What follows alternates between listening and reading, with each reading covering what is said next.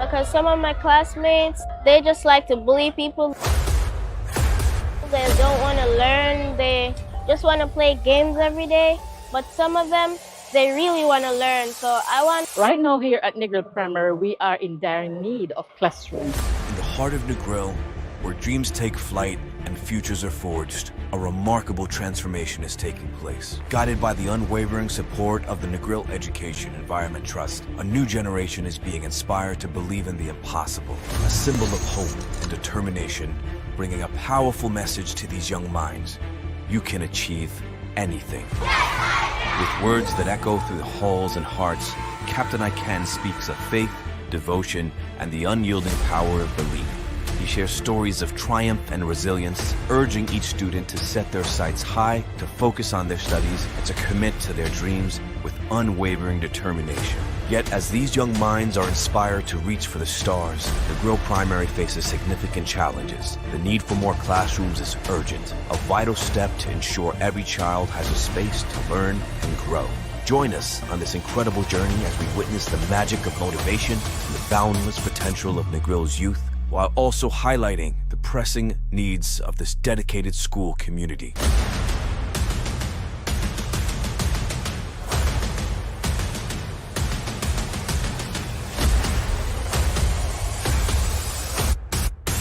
This is Negril Primary, where the future is being written one dream at a time.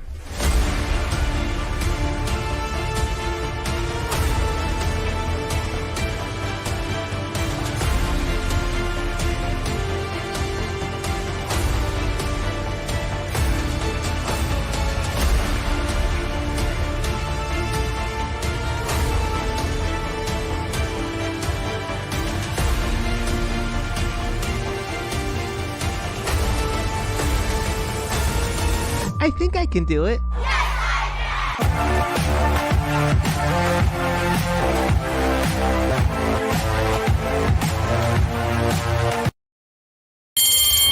School time, no. Because some of my classmates, they just like to bully people. They don't want to learn. They just want to play games every day. But some of them, they really want to learn. So I want... Right now here at Negril Primary, we are in dire need of classrooms. In the heart of Negril, where dreams take flight and futures are forged, a remarkable transformation is taking place. Guided by the unwavering support of the Negril Education Environment Trust, a new generation is being inspired to believe in the impossible, a symbol of hope and determination, bringing a powerful message to these young minds. You can achieve anything. With words that echo through the halls and hearts, Captain I Can speaks of faith, devotion, and the unyielding power of belief. He shares stories of triumph and resilience, urging each student to set their sights high, to focus on their studies, and to commit to their dreams with unwavering determination. Yet as these young minds are inspired to reach for the stars, Negril Primary faces significant challenges. The need for more classrooms is urgent, a vital step to ensure every child has a space to learn and grow. Join us on this incredible journey as we witness the magic of motivation and the boundless potential of Negril's youth, while also highlighting the pressing needs of this dedicated school community.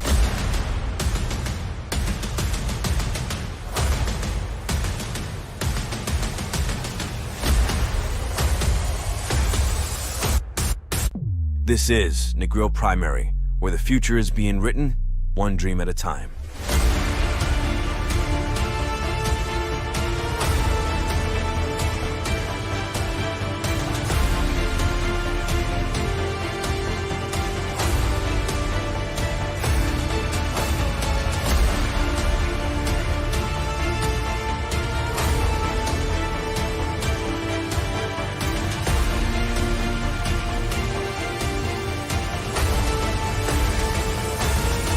I think I can do it.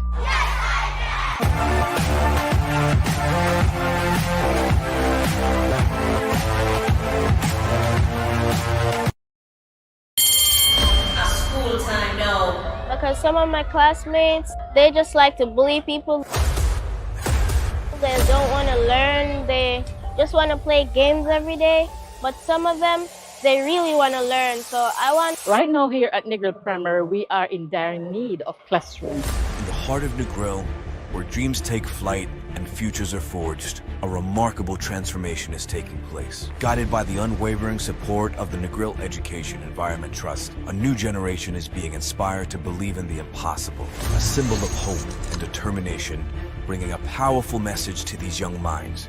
You can achieve anything. With words that echo through the halls and hearts, Captain Iken speaks of faith, devotion, and the unyielding power of belief.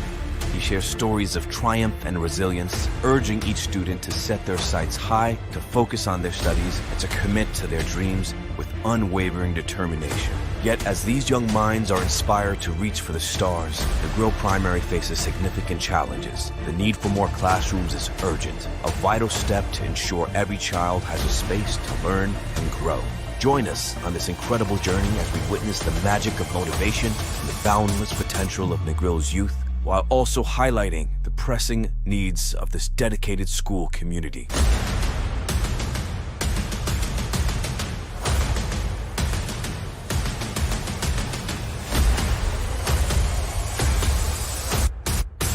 This is Negril Primary, where the future is being written one dream at a time.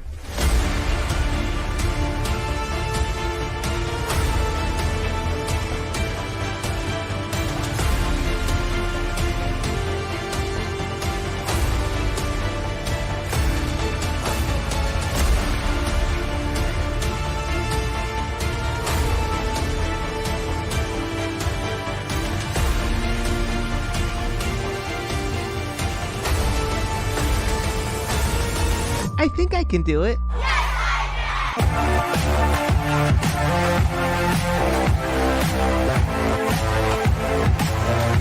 My name is Joanne Oates. I am the founder of the Smile a While Foundation.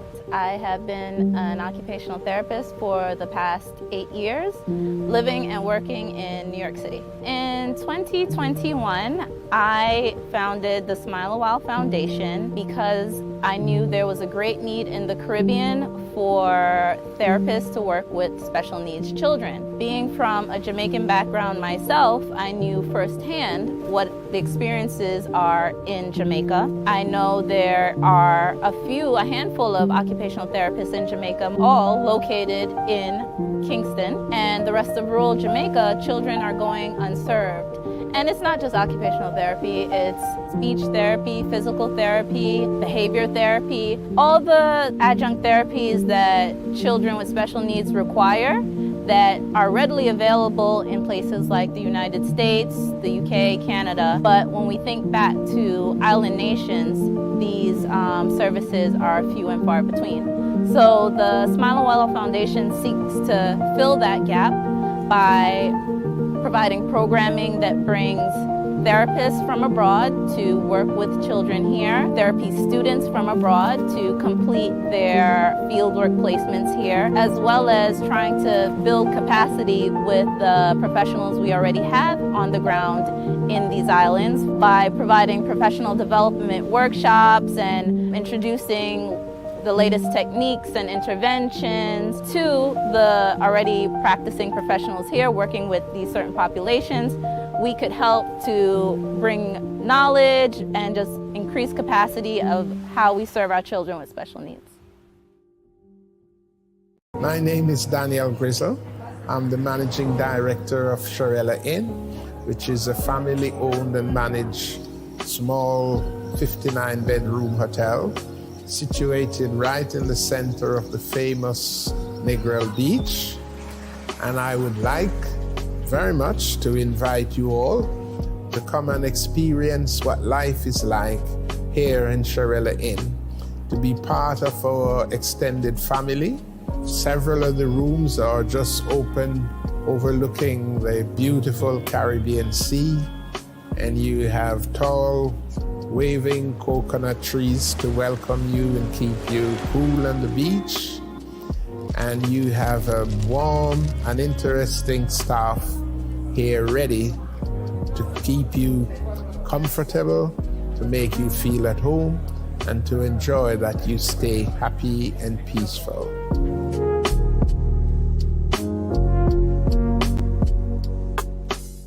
My name is Daniel Grizzle.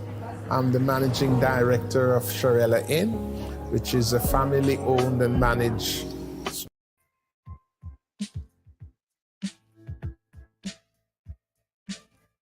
Afternoon, everyone. Reporting live from sunny Negril, Jamaica. Hope you all are doing well. Where am I? There I am. Hope everybody's doing good. Hope everybody had a great week. We have a good one today. Going to be talking about the Spark program. We got today is the kickoff of the Jamaican Diaspora Conference. The 10th biennial Diaspora Conference is starting today, and I'm going to be on a panel, the first panel tomorrow morning, as a matter of fact, and I'm very much looking forward to that. I'm very excited by that, and it should be fun. It should be a lot of fun. So I'm looking forward to it. I would say limited time. I know I always say this, but I really got a limited time today. And today's my dad's birthday, as a matter of fact, and also obviously Father's Day. So we're having a little get together for him, and also celebrating all the fathers out there. So probably gonna wrap this up a little bit, and then I'm traveling this week, starting tomorrow. As a matter of fact, I'm heading off right after panel discussion tomorrow morning, and so we're also, because of that, we're also not going to be doing a live stream next Sunday because I will be traveling, but I'll make sure to announce that again. But as usual, please let me know where you're chiming in from, what city, what state, what country. Always love to hear it. We do have a guest joining us today, last minute, as a matter of fact. We have Kevin Frith, who's been on the show multiple times. He is the CEO and the developer of Suncoast Beach Club in St. Thomas, Jamaica, and he's going to be giving us some updates on what's happening on that part of the island. So he'll be joining us shortly, and it'll be good to see what's happening over there and see what kind of opportunities that we have over there, because we'd love to hear about it. Some other updates. I went to Shot Coral Seas this week. I'm so freaking excited for this video. So for those that are unaware, Coral Seas on the Cliff is a hotel here in Negril on the west end. I'll pull up the map in a little bit. And it was part of our real estate tour for ThropX 2024. And we toured it in a bunch of places, pouring rain. If you were there, you know exactly what I'm talking about. And what happened was a group of individuals who were there on the tour, all throppers, mainly all strangers, as a matter of fact. They decided to pool their resources together, pool their money together, and purchase this property. And now they're in the middle of converting all 30 rooms, I believe it is, into luxury condominiums. Beautiful place, beautiful view, gorgeous view. And I could not be prouder that that deal took place at ThropX. And what was so fun, at least, and fascinating for me, is getting the inside understanding of the mechanics and inner workings of how this deal came together, the struggles, and in a big way, you know, how instrumental the conference was in making it happen, but also I would say mainly the community. And it was just this ongoing theme of just quality all around. And Delano, who's the principal of this investment, was just saying just how ThropX, the investment conference, is just ripe and a breeding ground for like-minded individuals who are looking to make things happen in Jamaica and make things happen particularly in Negril, even though we talk a lot about Jamaica. And so so for those that are unaware, ThropX is my Jamaica investment conference that I put on every year in November. And this year it will be taking place from November 17th to November 22nd here in Negril, here at Travelers Beach Resort. And it really is a quality event, not just from the panelists who are going to be there, the setup, the itinerary, all that stuff. But I think one thing that I really, and I don't mean this in in a disrespectful way that I really underestimated was the quality of the people. It's just everybody is just solid individuals and people who are really trying to make things happen, that are looking for an opportunity for themselves and their family, but also trying to help move Jamaica forward. And even on the Throppers Think Tanker meeting that we do every single month, it's even though it's this consultation that I'm there to help whoever's on the call, whoever's on the Zoom call, it really so many times it turns into how can we help this community? How can we help that community? How can we help this group of people? And that is very much embedded in the ThropX conference that I do. So, check it out. Tickets are for sale, thropx.com. If you want to hear more about it, learn more about it. There's pictures, there's write-ups, information is there. It is for sure a premium conference in delivering value, but premium so much in terms of the people who are going to be there. And I always say it's like so important, are hugely advantageous, that especially if you're moving from one place to another, whether you've born and raised here and have been away for a long time, or not been to Jamaica that many times, but you still love it and want to move here, it's very advantageous to have a group of people, have a community already set up for you, even in a small way. And I really think this Throp community that we've built together really gives you an opportunity to do that. So super proud of this community, super proud of you Throppers, proud of the ThropX community, and just awesome, just an awesome shoot. And I can't wait till that video comes out and really share it with you.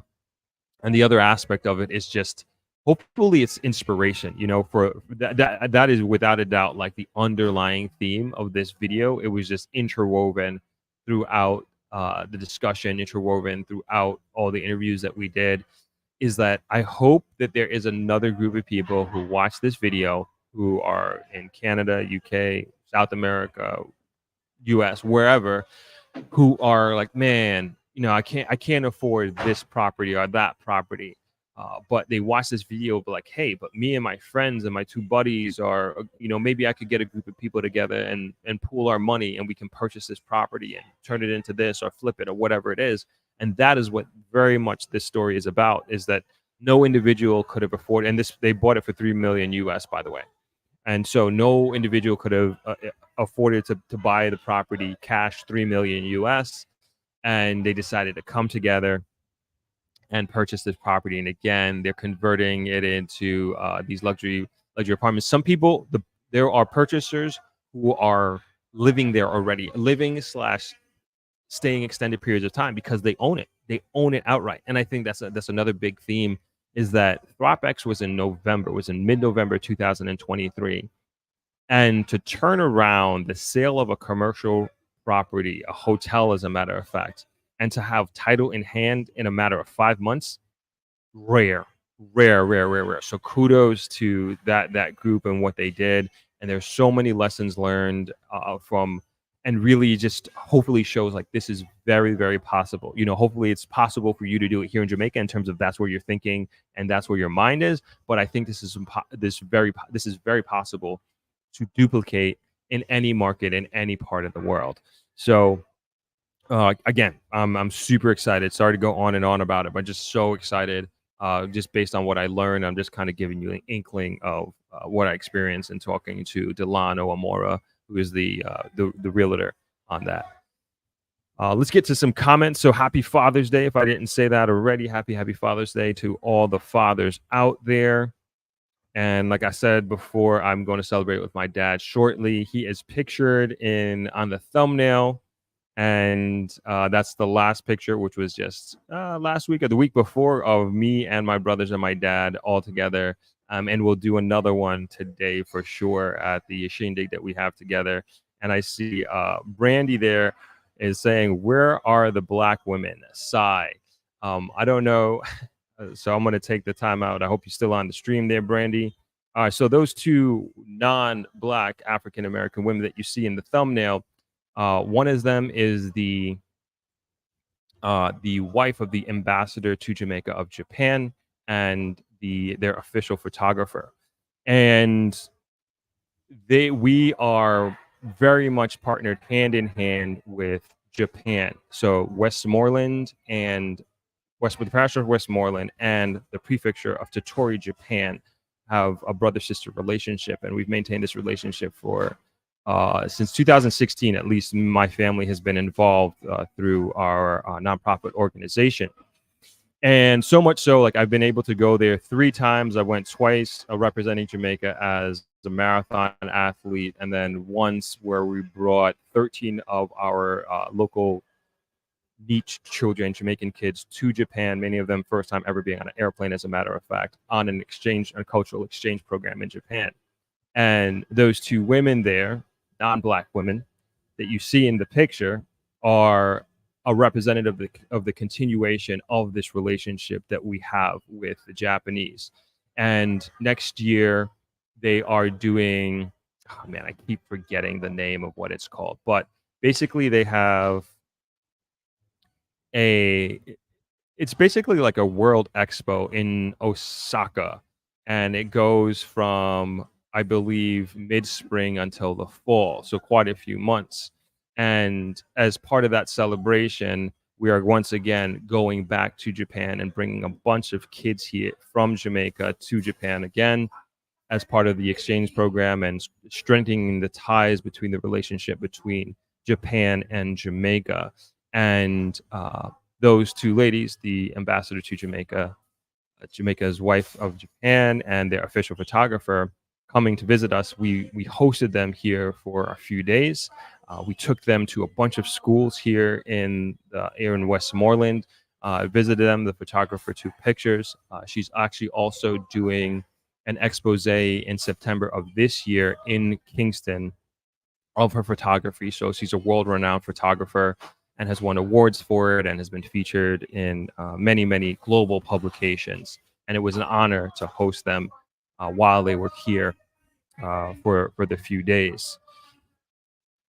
So yeah, we're going to be going back to Japan, and those are those 2 women in the picture, Brandy.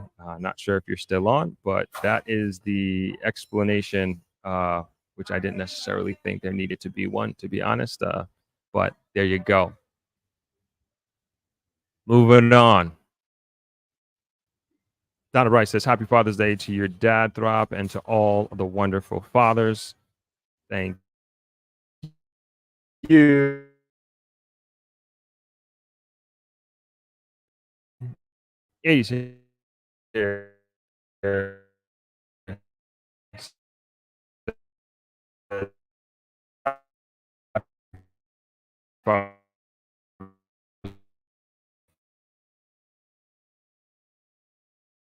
Abruzzo, Italy. Awesome. Sorry about that. And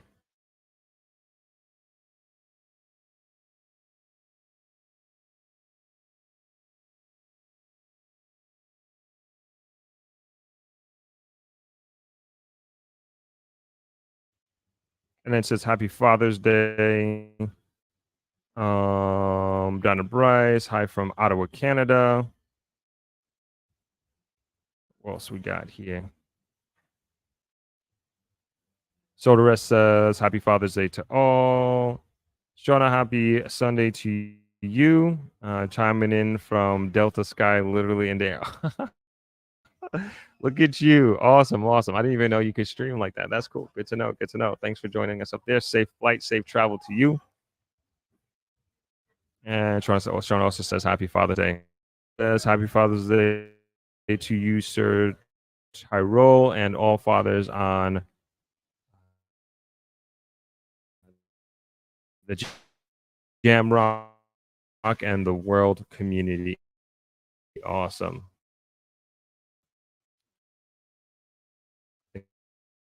Oh, Throp. Okay. Yeah, not a father yet. But thank you. Joseph Clinton says Happy Father's Day, Throp. Thank you.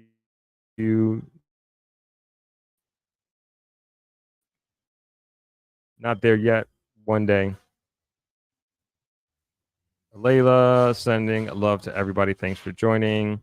Janice says, great job to highlight good work in Jamaica versus the daily death and destruction of killings, especially the young generation. Thank you very much. Yeah, I forgot to make mention. Okay, so the trailer that you saw, I'll play it again a little later. The trailer you saw in the beginning, that is the until with the diaspora conference tomorrow. So just couldn't get it out, but they'll be out. It will be out in about a week or so.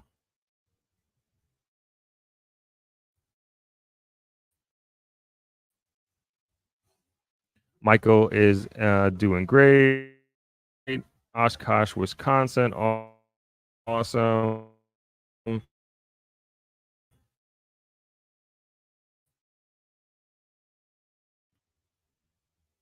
Cleveland, England. Oh, sorry to hear that. Let's see.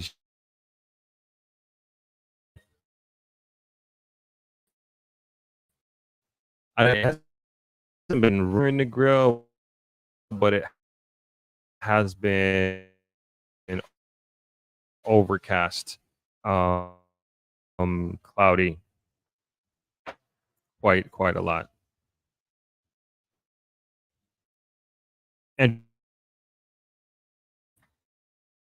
the Pennsylvania area, Father's Day to all fathers. I throw up in family. Happy Father's Day. Just checking out the UEFA 2024 championships, UEFA 20 championships. Leon says, happy Father's Day.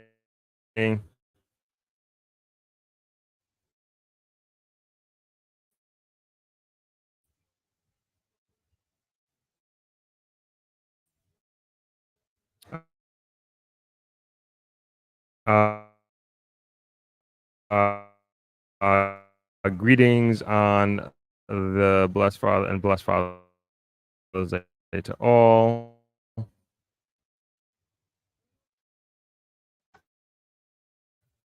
But we're like very, very silly, and just people, I feel like looking for something. I was gonna say looking for a fight, looking to start something. I was like, it wasn't about anthropology, but it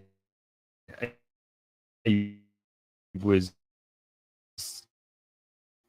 had the undertones of anthropology, human behavior, yada yada yada yada. But it was just like also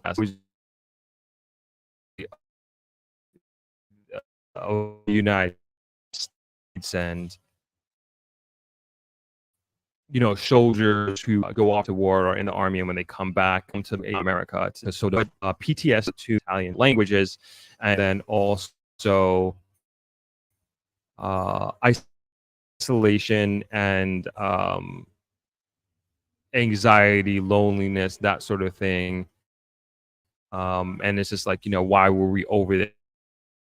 They're fighting because of and come back to divisiveness when it's completely unnecessary. And they were just going on about like how better a sense of togetherness and stuff aside, and instead of like things that looking for a problem essentially. And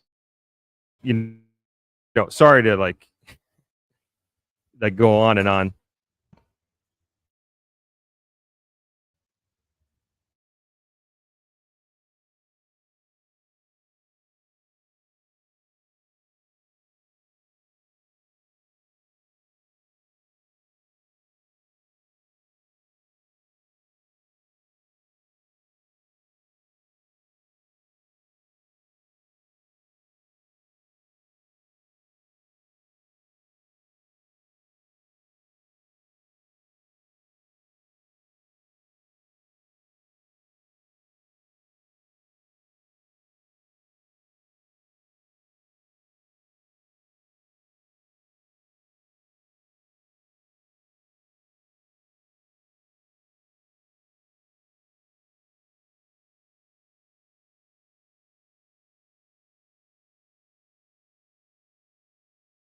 Sorry, switching Wi-Fi's. Hopefully that's a little bit better.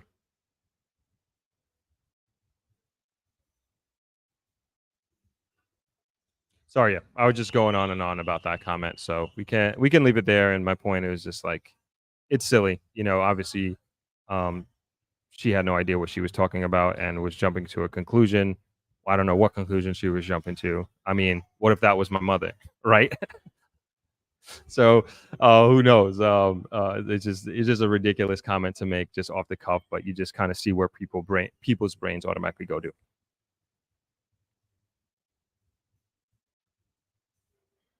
What's going on? Such a happy Sunday, beautiful people. Happy Father's Day to all the amazing dads. Leon Wellington, happy Father's Day to your dad and enjoy a fun day together. You've been doing an excellent job with your channel. Will your panel discussion be broadcast tomorrow? Thank you so much. No, there is no live stream tomorrow at the Jamaica Diaspora Conference, unfortunately.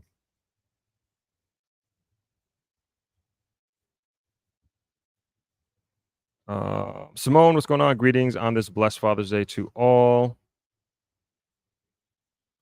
I think I got all these comments up here.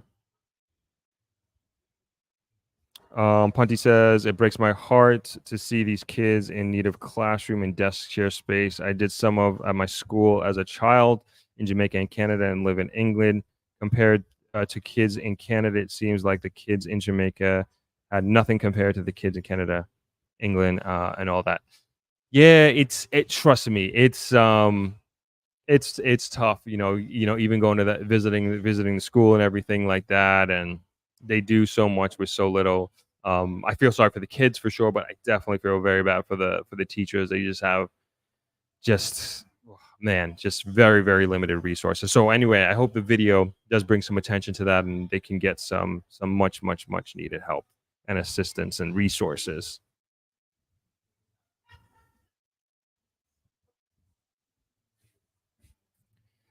Punty says, when I was with my Japanese girlfriend, all the black women came out of the woodwork to ask what about black women. But when I was single, no black woman came to ask me why I was single. I date and socialize with whoever I like, no matter what anyone thinks respectfully. I love unconditionally by personality, not by race. That's just me, not forcing anyone else to do the same. I hear you on that. Yeah, not gonna go down that road, but I know what you mean. And same thing with me, whether it's my friends, like you think me and my friends, we're United Nations, to be honest. Like we're from all walks of life, all different races. Like it doesn't matter. Like that's the way I grew up, and I'm so happy that I grew up on Long Island more than anything else. It's just such a multicultural, diverse childhood that I had, and I very much bring that into my adulthood. And then also, I think living down here and being in this business, the hotel business in particular, like you meet so many people from all over the world and you just learn about so many different cultures and you become friends with these folks and you're just like, that stuff doesn't matter, man. People are people at the end of the day. And, that's how we should all look at it and live with one another.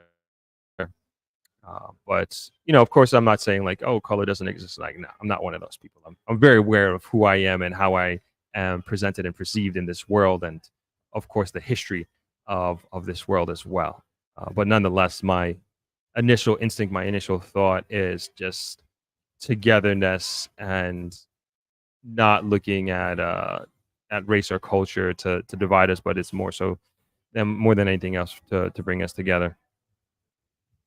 Darnell, what's going on, man? Happy Father's Day, Throp. Are you still dropping interviews from ThropX? I know I can email you for contacts, but I would like to rewatch everything. So, Darnell, did you not get the email? Like, if you were either a virtual attendee or in-person attendee, which I know you were, you have access to the replays on through a special link. Let me know if you didn't get that. I'm sorry about that, but we sent it out a couple of weeks ago.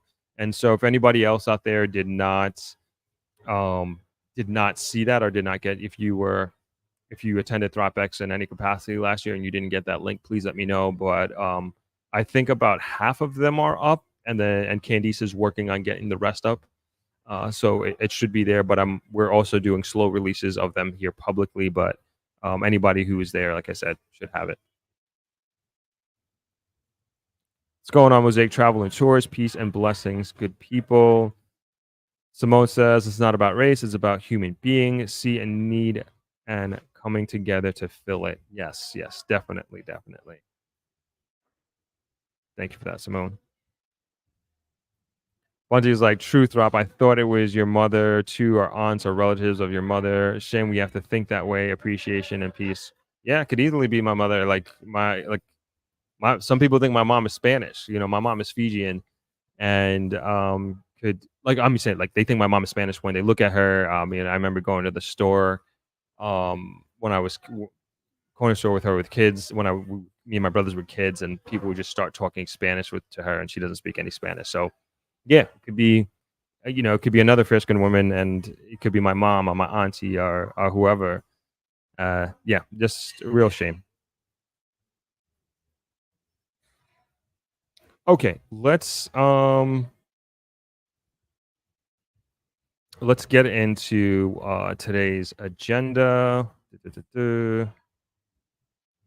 All right, like I said, we are, I say this every week, we're going to keep it to hour and a half of max, because I got so much to do for my travel and going to my dad's birthday party / Father's Day party, just up the beach here. So I wanna get there for that. All right, let's get started though.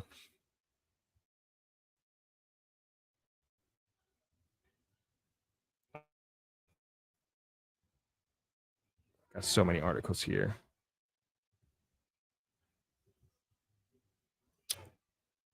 I think like this is like so incredible. Going to the title, right, of our stream here, and this is the talking about the Spark program. So I'm just gonna pull up the article, and as usual, you can read along with me. I'm gonna put the link in the comment section here.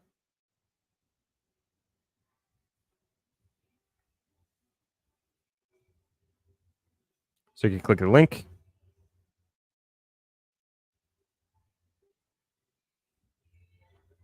Janice Morris, thank you for that. Don't spend time on Brandy's limited view question. You're right. Thank you about that. All right, last couple comments on this. All right, I promise. Shauna says, when my mom first came to America, she ran into the same issue as well. People thought she was Spanish and started speaking Spanish to her. She would often tell them, I'm not Spanish. Yep, same with my mom. That's funny. We're in the same boat there. Okay, let's get to the article here. Stick with the positivity because this is huge. This is huge. This article came out May 22nd, but I'm going to refer to we're going to read this article for context, and then also we are going to talk about the post-cabinet press briefing that was earlier this week on the Spark program. And so Spark, to start with, Spark is an acronym, SPARK, Shared Prosperity Through Accelerated Improvement to Our Road Network. Who comes up with these things? I'm with it though. I'm all for it. I'm all for it. But this is, as I talk about like a confluence of major economic investments happening to Jamaica, in Jamaica, for Jamaica. This is definitely one of them. I know we talk a lot about the road networks, but we're going to be getting into some specifics here. Anyway, on the article that came out the 22nd of May, bids close for multi-billion-dollar Spark program in August. The award of contracts to carry out the multi-billion-dollar Shared Prosperity Through Accelerated Improvement of Spark program is expected to be done by September. Pre-qualified bidders, including international and local companies, will be required to submit bid proposals by August 15th this year. Providing an update yesterday on the Spark program, Prime Minister Andrew Holness urged members of Parliament to carry out the consultation exercise with constituents to determine the roads that will be selected for repaving. He said the consultation process he started with meetings in 9 constituencies in Kingston, St. Catherine, Clarendon, and St. Elizabeth. Holness said that 9 constituencies are being targeted per week based on the consultations held to date. Approximately 70 roads identified in consultations have been referred to the NWA, National Works Agency, to be scoped and costed, he said. Holness indicated that the road selection process should be complete by the end of June. In a statement to the House of Representatives, the Prime Minister divulged that 6 local and 4 international construction companies participated in the pre-bid meeting for pre-qualification. However, he said that additional companies could submit proposals by closing date. Contracts will be done in 4 packages of approximately equal value. The first package includes constituencies in Kingston, St. Andrew, and St. Thomas. In the second package, will be on placed on St. Catherine, Clarendon, while Manchester, St. Elizabeth, Westmoreland, and Hanover fall in the third package. The fourth and final package includes St. James, Trelawney, St. Anne, St. Mary, and Portland. Work will begin with the first allocation of $10 billion. Of this sum, each constituency will be allocated approximately $150 million. With the verification of the length of the roadways, further allocations will be made under Spark based on the ratio of the kilometers of roads in constituencies relative to the national figure. According to Holness, this will lead to more equitable distribution across the island, taking into consideration that some constituencies have more roads than others.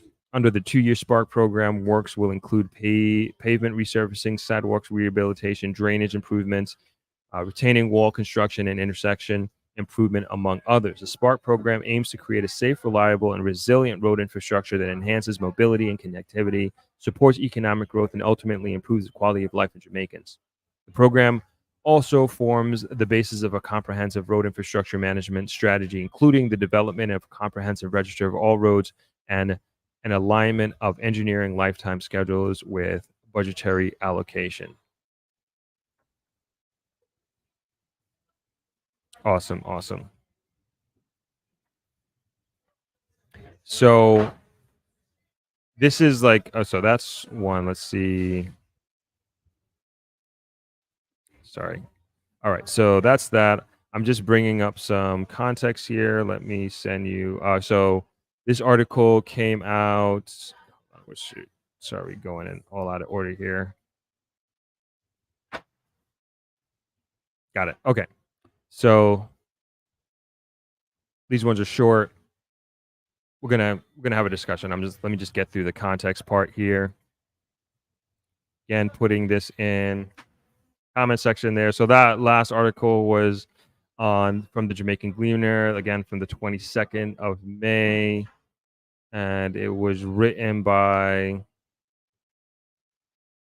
doesn't say the author. I don't know why sometimes they put the author, sometimes they don't.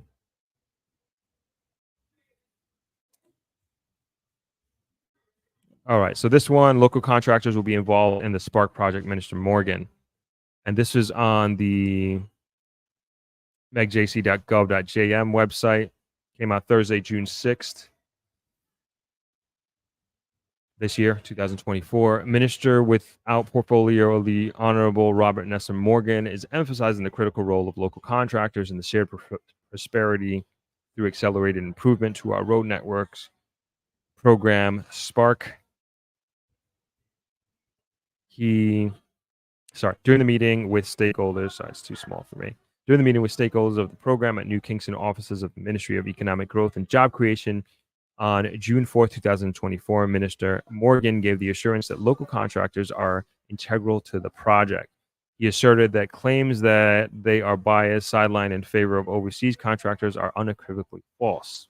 The government values and relies on the essential improvement of local contractors for successful execution of the Spark project. We remain committed to fostering local expertise while benefiting from international collaboration, the minister stated. The pre-qualification stage has been successfully completed, and we are now moving to the bid proposal stage. Pre-qualified contractors will be invited to submit their tenders, the minister stated.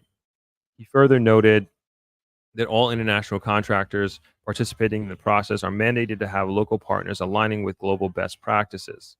The minister outlined the roles of the local contractors, noting that they would be required to assist in competitive bid proposal preparation, provide logistics support for sourcing materials, labor, and equipment, and facilitate setup and mobilization for efficient project execution. He explained that most local partners will be engaged through a subcontracting agreements with international contractors, which are factored into the bid pricing. Minister Morgan noted that upon acceptance of bid proposals, international contractors will include the agreements with local subcontractors in their detailed work plans, thereby maintaining the quality and integrity of the program. So, and someone, one of you, I'm not gonna say a name, sent me actually multiple people, multiple of Euthroppers have sent me information on this program, on the Spark program, and the press briefing that they did this week and article. So I appreciate you all. Thank you so much.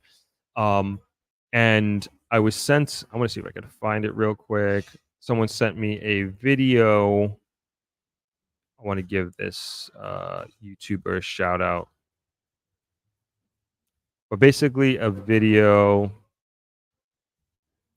covering the this French company, this French contractor that is going to be one of, I'm not sure if they are awarded. I might be, I'm not remembering that wrong, but I'm not sure if they were awarded or awarded the contract or not. Second here.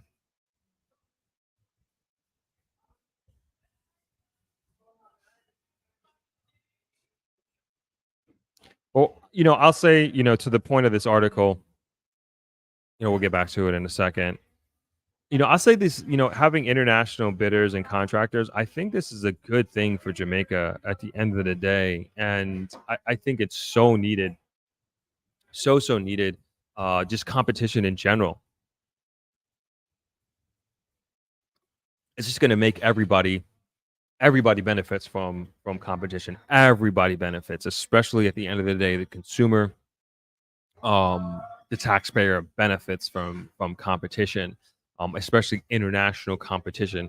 Obviously, it needs to be regulated and that sort of thing. But it makes us step up here locally. When competition and international best practices are put here.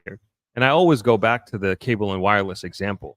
And for those of you who lived through that era, I only had it for a few years when I first moved here, but it was the absolute worst service that you can possibly imagine for a telecommunications company. And it was horrific. I mean, sometimes days, weeks to get somebody to fix a line. Customer service was terrible. And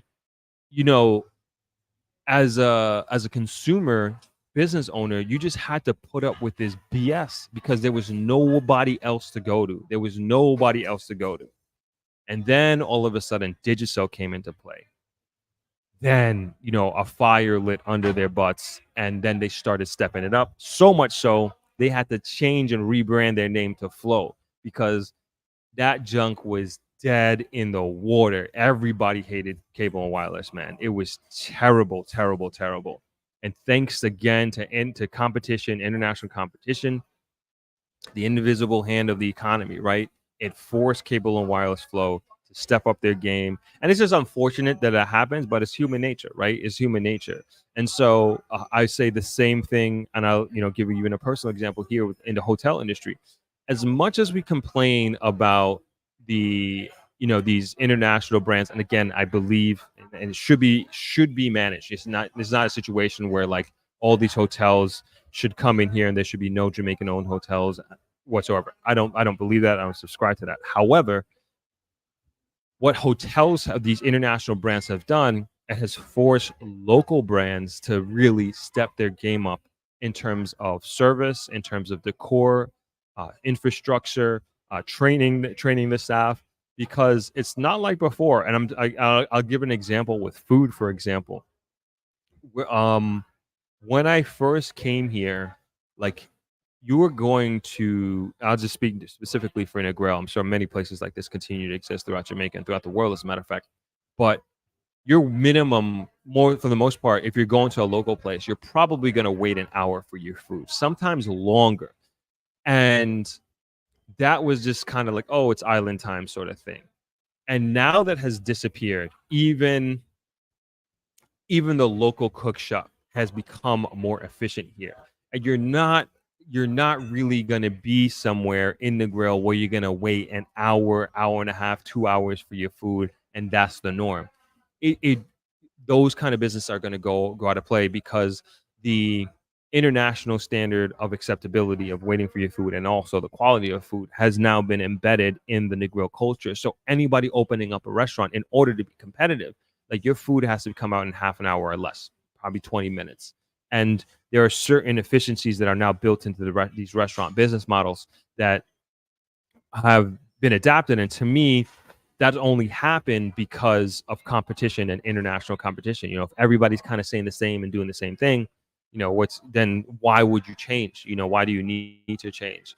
And so even with hotels that are coming here, it's forced us. I mean, me and my brothers, like, we've had our ambitious plans of what we've wanted to do with this property for a very long time. But our ambition, I think it comes, from our dad and being competitive, but also from our experience in traveling the world and being international citizens of the world, if you will.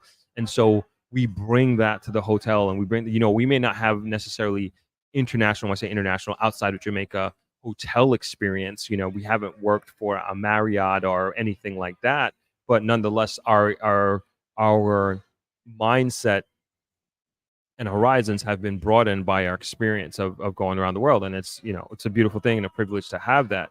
And I think and hope that what we do here, obviously we want to do well for ourselves, but also we want to be super, super competitive internationally and have a product that Jamaica and Jamaicans are very, very proud of. And like, that's what we're working towards in like a huge, huge way. And are we being influenced / motivated by like all these big hotels coming? Like, we do know, like, it's no secret that even though we may not necessarily be competing against that market, like,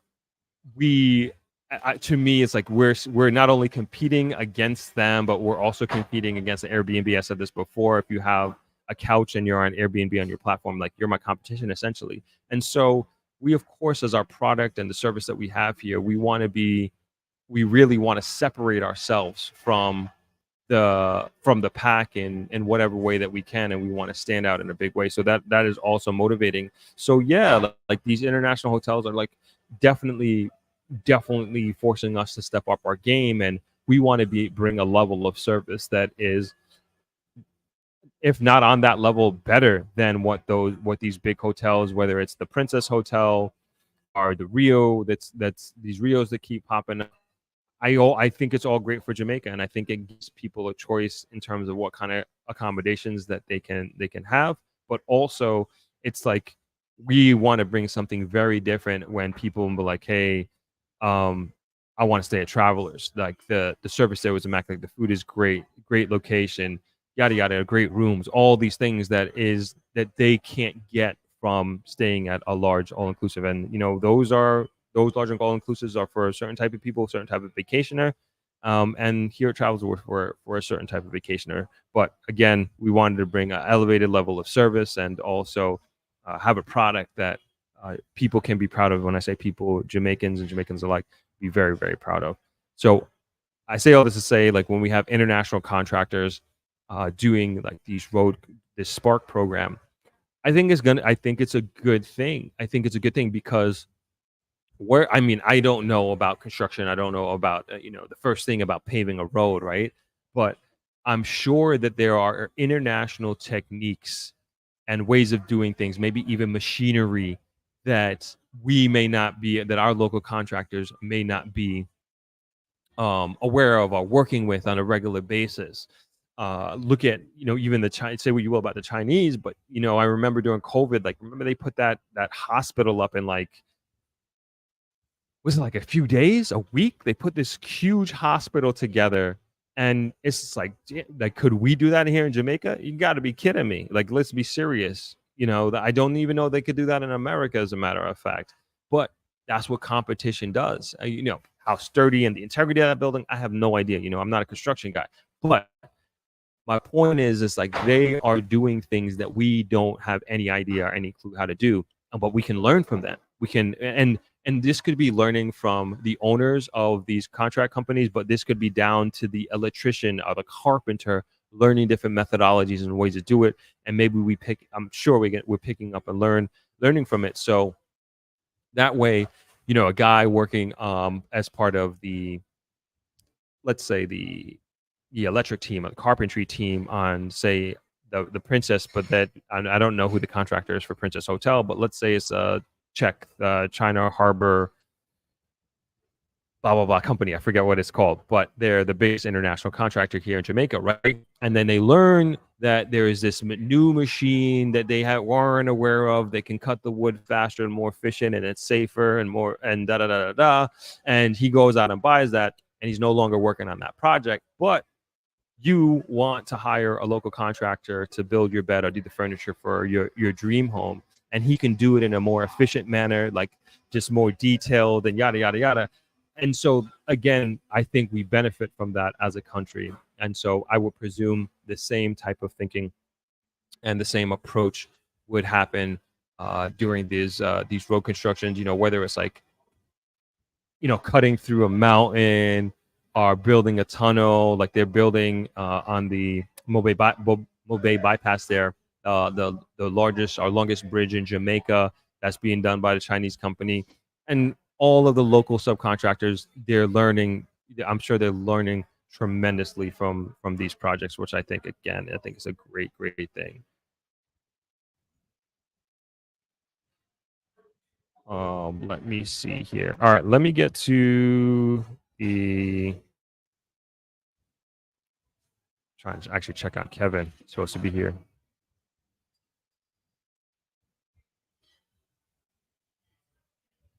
Let's get some comments here. Been going a while.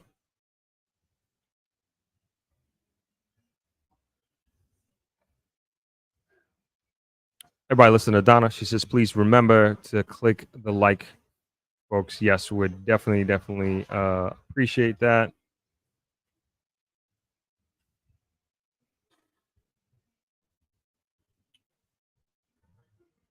Mr. Me Too says, afternoon, guys and gals. Nice to have you.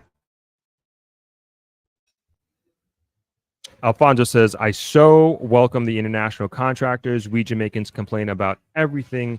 The only local contractor I see fit to carry out a magnificent job is S&G, and they should be part of Spark. I have actually worked with S&G.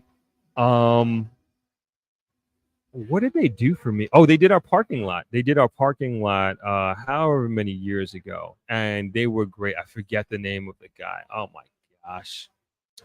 Great. He was great. But yes, good point, Alfonso. I appreciate that. And yeah, I don't know, that many of these guys, these companies that can do these sorts of roadworks, but agreed. I think this stuff is great. And for those who, like, to your point, Alfonso, about, we complain about everything. And for those who have done contracts here, those who have done construction work here, how frustrating it can be. And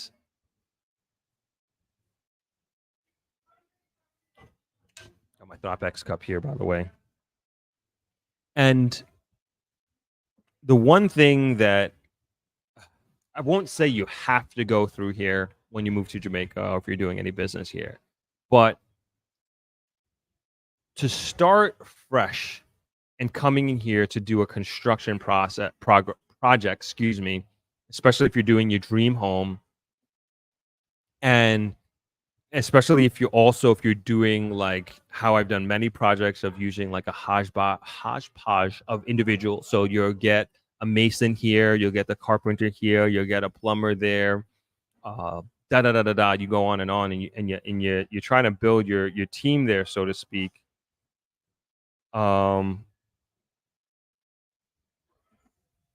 You go through some hard lessons. Let's put it that way. And you go through this, or what can be a very painful teething process of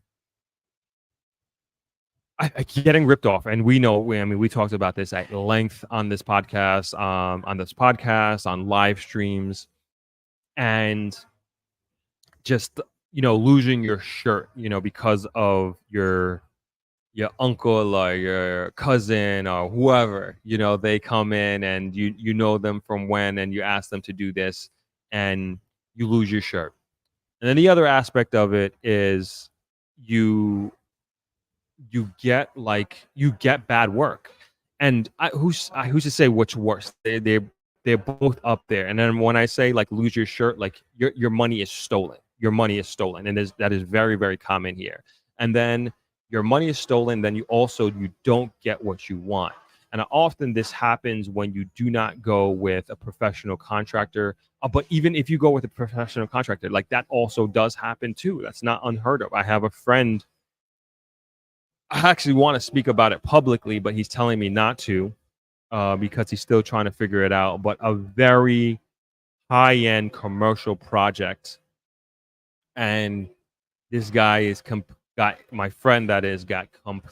completely ripped off to the point, it's ridiculous amounts of money. And I want to talk about it so bad because there are lessons to be learned in this. And then I also, I want to put this guy on blast at the end of the day and make sure that nobody uses this guy ever again because he's an absolute crook. So anyway, hopefully one day I'll get the green light and I'll be able to warn you all about this guy and not to use this company, and just be careful. But my point is you go through these lessons learned, and sometimes they're very, very painful lessons learned, of finding a finding a mason you can trust, a plumber, yada yada yada, all these different professions that I just mentioned. And to come here and start that process from scratch, especially if this is your dream home or your retirement home, and you don't really, who does? I was gonna say, you don't really have the time nor resources to waste restarting experiments. Who has that anyway, right? And so, and this is kind of going back to like the importance of having a community that you can rely on and that you can trust is just so important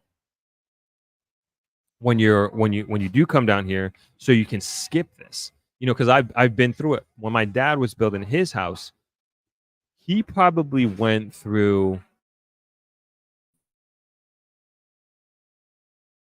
there's 3 contractors that I can think of off the top of my head, but at least 3, but I'm sure it's more. But he went the route, and this is me learning from my dad, he went the route of, and I understand completely. My dad didn't have all the money at one time. He went piece to build a house, to put this on. And we know the deal. We know the runs. Everybody does this, right? But I think it's the better route to go is to really get the financing for it, hire a trusted contractor that can manage everything for you, have a foreman. So you don't, because my dad was essentially the foreman on these projects, and so was I. I really cut my teeth in construction projects here at the hotel. Whether we're doing redoing a bathroom, we're tiling, we're going through a big refurbishing project. Like, I have my guys that I know I can rely on.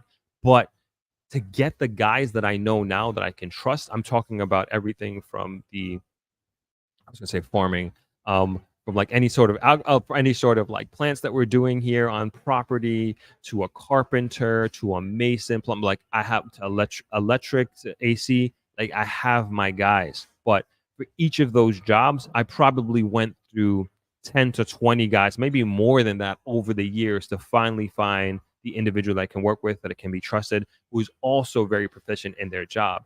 And this is just, something to think about when it comes to any projects that you're thinking of going on. And another just piece of advice, I got this from Mr. Grizzle, as a matter of fact. at least 10 years ago. He told me this, maybe probably closer to 15 years ago. And so Mr. Grizzle, he owns Shirella Inn, a small family-owned, locally owned hotel up the beach here from Travelers. And he said, anytime, especially when you're doing like masonry work where there is plumbing involved and they're going to seal up the pipes, he's like, before they close it up, make sure you're there through the process of them especially putting the tangent on. So for those that don't know, just in case, like when you're putting, connecting two pipes together, the tangent is the blue chemical, if you will, that you put on the female part, and then the male part you stick in there so it holds and it sticks. It's like glue. And it's also you have like hot water tangent and cold water tangent, and you make sure it's dried and it's sealed so those pipes don't come across. I can't tell you the amount of times that we've had a leak here and remember, everything in Jamaica is, for the most part, is concrete because of hurricanes, right? And so to find the leak, jackhammer, I remember your hotel commercial, right? And we have to jackhammer to find these pipes. And so, especially if you don't know your pipe system and you're coming into a situation like me and my brothers did, like we don't know how these pipes were laid, and how my dad built the hotel was piecemeal, and different contractor for different building for different time period sort of thing. So we're learning about these pipes. And so we know we have a leak, right? And you're trying to find the leak and you have to keep digging and digging and digging. Extremely, extremely disruptive. And so hence the advice that Mr. Grizzle gave me, anytime that they're connecting pipes and you're doing plumbing before they seal it up with this concrete, he said, make sure you just roll up your sleeves, roll up your pant legs. You got to get dirty. You got to be there when it happens. And you just can't trust it because you don't know if it's 10 years, 20 years from now, when that problem is going to come up. We had an issue, I think it was 2 August ago. And I don't even know what the number was. If I ask Wingate, I'm sure he can remember. We were essentially losing thousands and thousands of US dollars per month on water alone because we couldn't find this leak. And what it was a leak that was put on a building probably 20 years ago. And it was this tangent thing. There was no tangent. And so this one wasn't concrete. It was buried very, very deep. And we just couldn't find it. And that one mistake that was made 20, 30 years ago cost us an astronomical amount of money.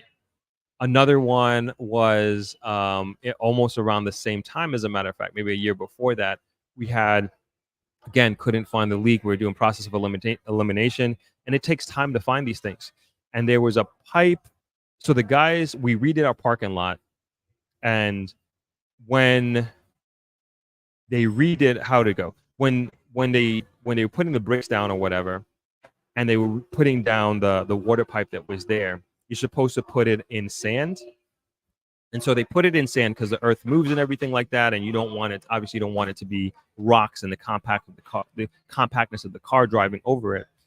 And so what happened was there was a rock, it was like a pebble. It was like a pebble that was probably there the entire time, but enough weight of these vehicles hadn't gone over it to trigger it to pierce through the pipe. Again, took weeks, took some months to find this. And we weren't there nobody was there, at least nobody with sense was there to see, like, hey, let's move this pebble. And it's like these things, you never know when it's going to come back. And it's just one of those things that I think was a great piece of advice. And so now we're redoing a couple of bathrooms right now. And we're from that, we've been very much involved with everything in construction. It's not like one of those things, at least for me personally, where I paid somebody, it's hands free, I let it go. They're gonna do it the right way.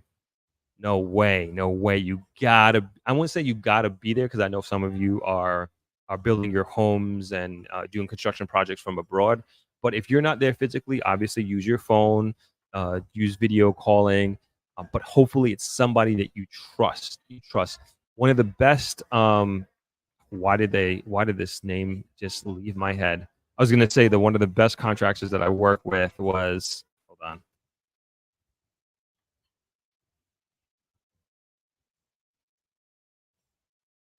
Okay, got it. One of the best contractors I work with was actually WePro. We got to try and get them to ThropX actually. For sure, my experience, well, then I'll say that when I'm at the helm, Wingate might think differently. I would say the best contract that I work with was definitely WePro, and super duper professional. I love the foreman who was assigned to our project. Like, they were on it.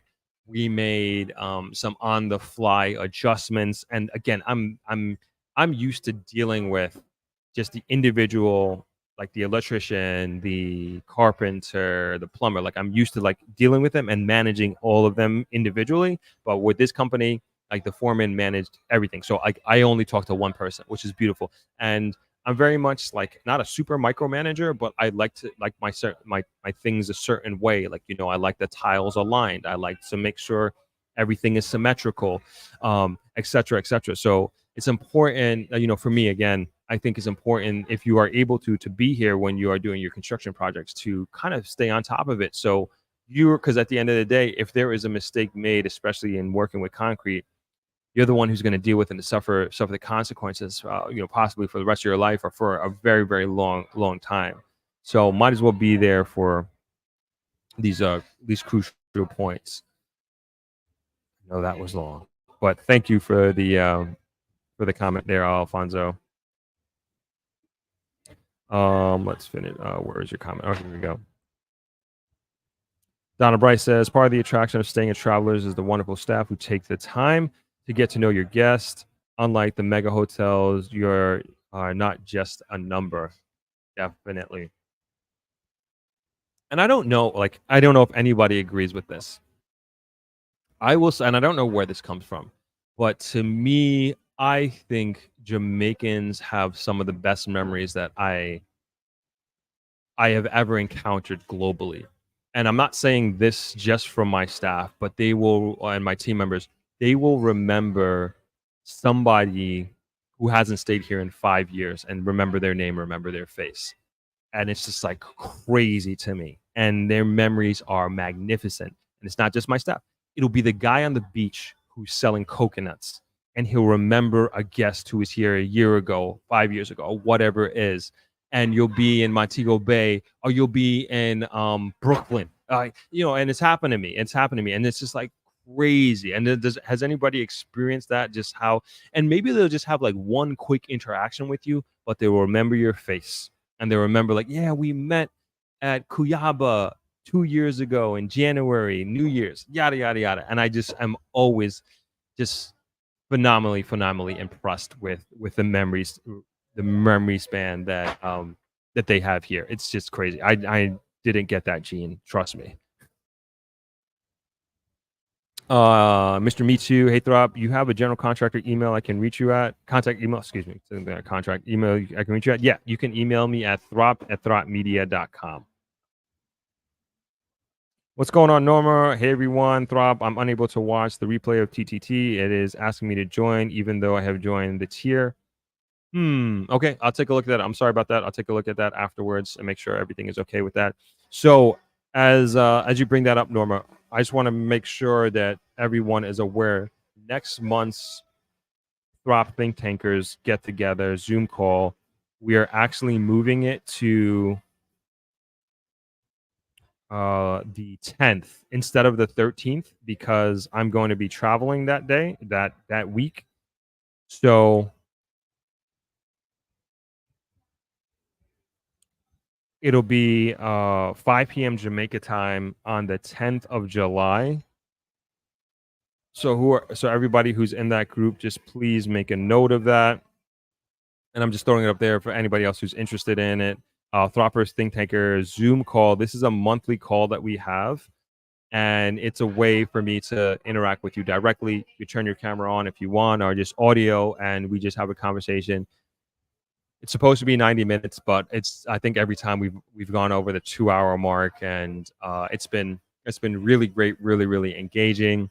It's $20 if you want to join the tier, and any questions you have directly. And I always get super, super specific with whatever it is that you want to talk about. I know a lot of people reach out to me about recommendations and this sort of thing. A lot of and want to go out for lunch and buy me a coffee, which I really, really appreciate. But I really, most of the part, like I probably won't have time to sit down with you and have a coffee or go out for lunch as much as I would like to. But this is, I would say, if there's something specific that you want to talk to me about, this is a great opportunity to do that in a group consultation setting, if you will. That's what I call it. And if you just want to come in for 1 month and get your questions answered and leave, that's okay.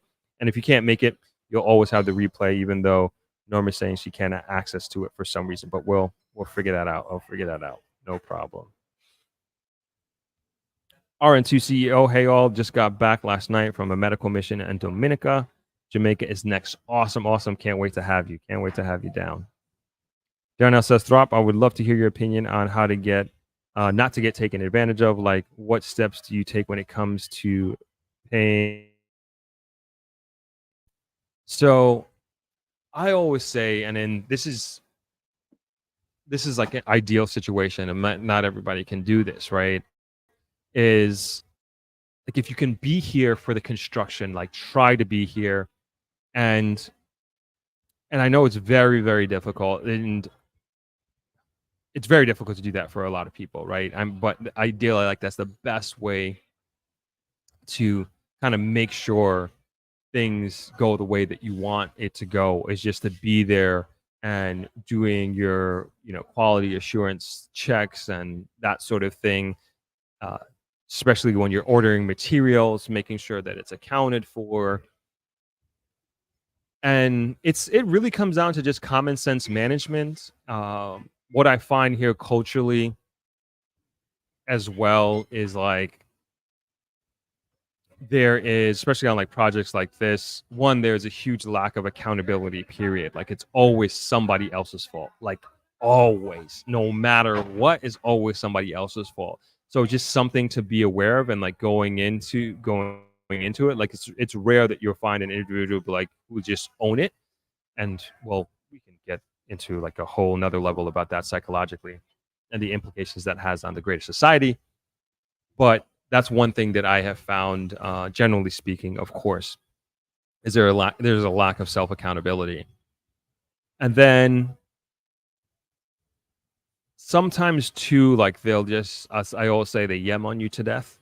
And you just, even though they say like, yes, they can do it, or yes, they can come, especially if it's something that's even slightly outside of their wheelhouse, like, you got to check on it. And you kind of just, especially if it's the first time that you're working with the individual, it's like you really, really got to stay on top of whatever project that it is that you're doing, and not necessarily just blindly trust the word that it's getting done. And it'll be like simple thing. I was just looking at like, I forget where it was. I was like coming down. There's a light switch where it's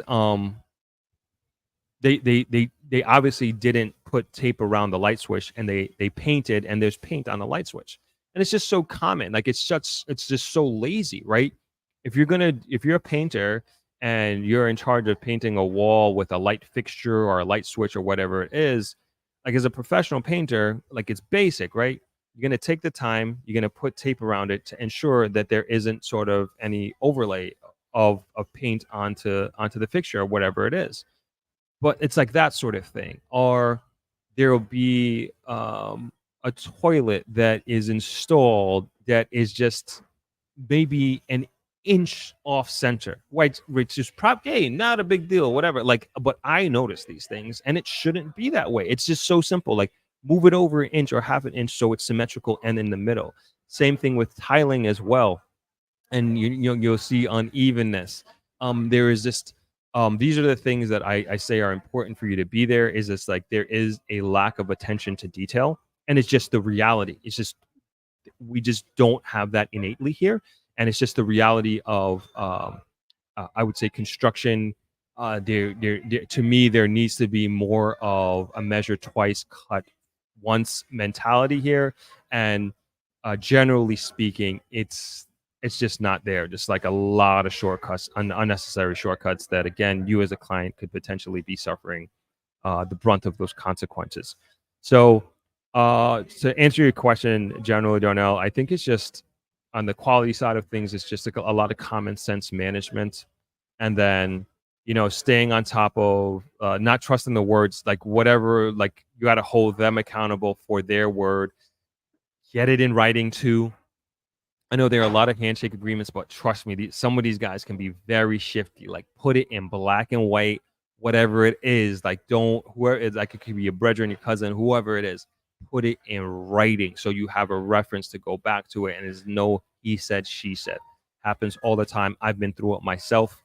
And that's like one of the best ways that you can practices you have to kind of go through or avoid going through some of these pitfalls. Alfonso Ware says 2 of the international contractors coming to the Spark program are bigger than Czech. One of them is the largest contractors in France and the huge Chinese state-owned Sinoa Hydro Corporation company. Alfonso says, I think in a few years, Jamaica entire road network will be a very modern network. Sorry, I'm going to get back to other comments. I want to finish up Alfonso here. And we also have to look at the long-term benefits from these new contractors coming to Jamaica. I'm sure this is an entry point for some of these contractors in Jamaica, just like Czech did. Agreed. Well said, Alfonso. I knew about the French company. I didn't know about that second Chinese company. And this is what, and say what you will about international contractors, right? And I mean, I won't go through that again. I went through all my examples and my reasons why I think it's a great thing. But as we move and hopefully we all want a more modernized Jamaica.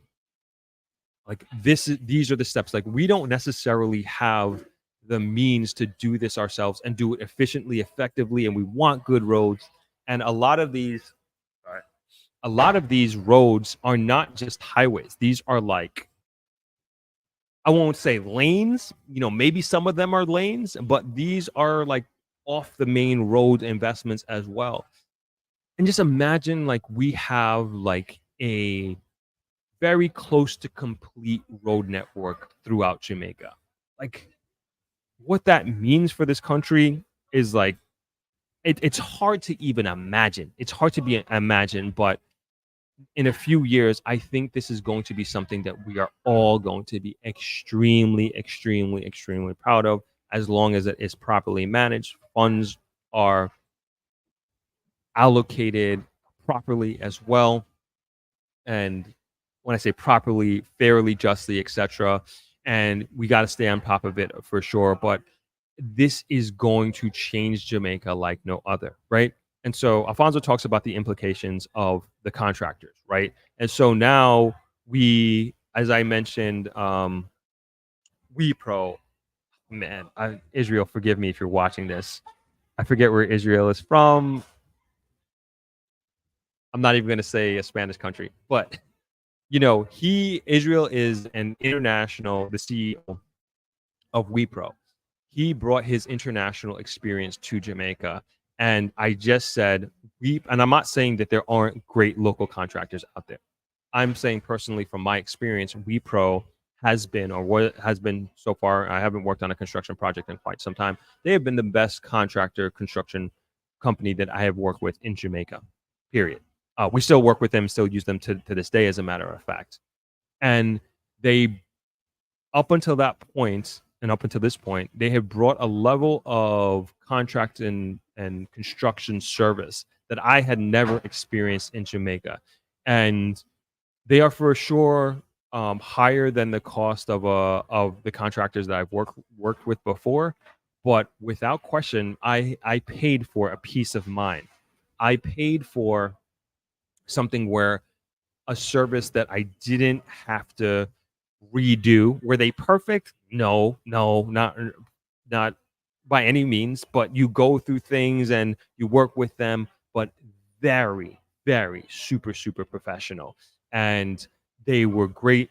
Like I said, you're working with them now. I would highly recommend them, and I would work with them again. And I met them at, oh man, I met them at some expo at the Montego Bay Convention Center. I cannot remember, but they had a booth, and like this is why these networking events are so important to go to. The Diaspora Conference, like I said earlier, starting today. We got ThropX in November. It is so important. You just don't know what kind of relationships that you can foster by going to these events. And it was that event that I went to. I met with them. They did I forget what location, but they did the overwater bungalows for sandals. And like that, so I was like, damn, if they're doing like that type of engineering, I'm sure they can do my pool, right? And that's how that relationship got started. And so it's just great to go to these events and these expositions. You never know who you're gonna meet. But anyway, we got Repro, right? We got China Harbor Engineering Company here, Chinese company. Alfonso, you brought up the French company, who I understand they are like the top 5 biggest, one of the top 5 biggest contractors in the world, and we have access to these individuals here in Jamaica. Like, hopefully, I hope they do set up shop here, right? And now, if we're doing a project, building a dream home, doing Negril Suites, my residential development here in Negril, I have access to them. I might possibly have access to them to do a phase, to do a building, whatever have you. That's great. I think that's great. And again, you know what's going to happen? The local contractors, they're going to step their game up. So what's going to happen is they are inevitably going to get better. They're going to get more efficient. They're going to reinvest in their business because they want to compete with these guys. And I'm very confident, I'm very sure that they have the ability to compete with them. But now they're going to learn from how they did these things.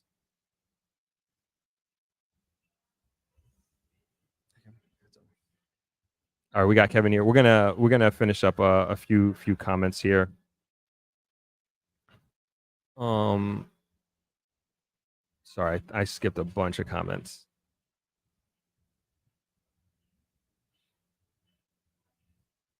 Oh, sorry, got that one already. Shauna says, Throp, maybe in the near future you can have a special segment / limited series of Contractor Chronicles to show the other side of building. It can serve as a cautionary tale of lessons learned. Shauna, you come up with some of the greatest ideas. I'm screenshotting it.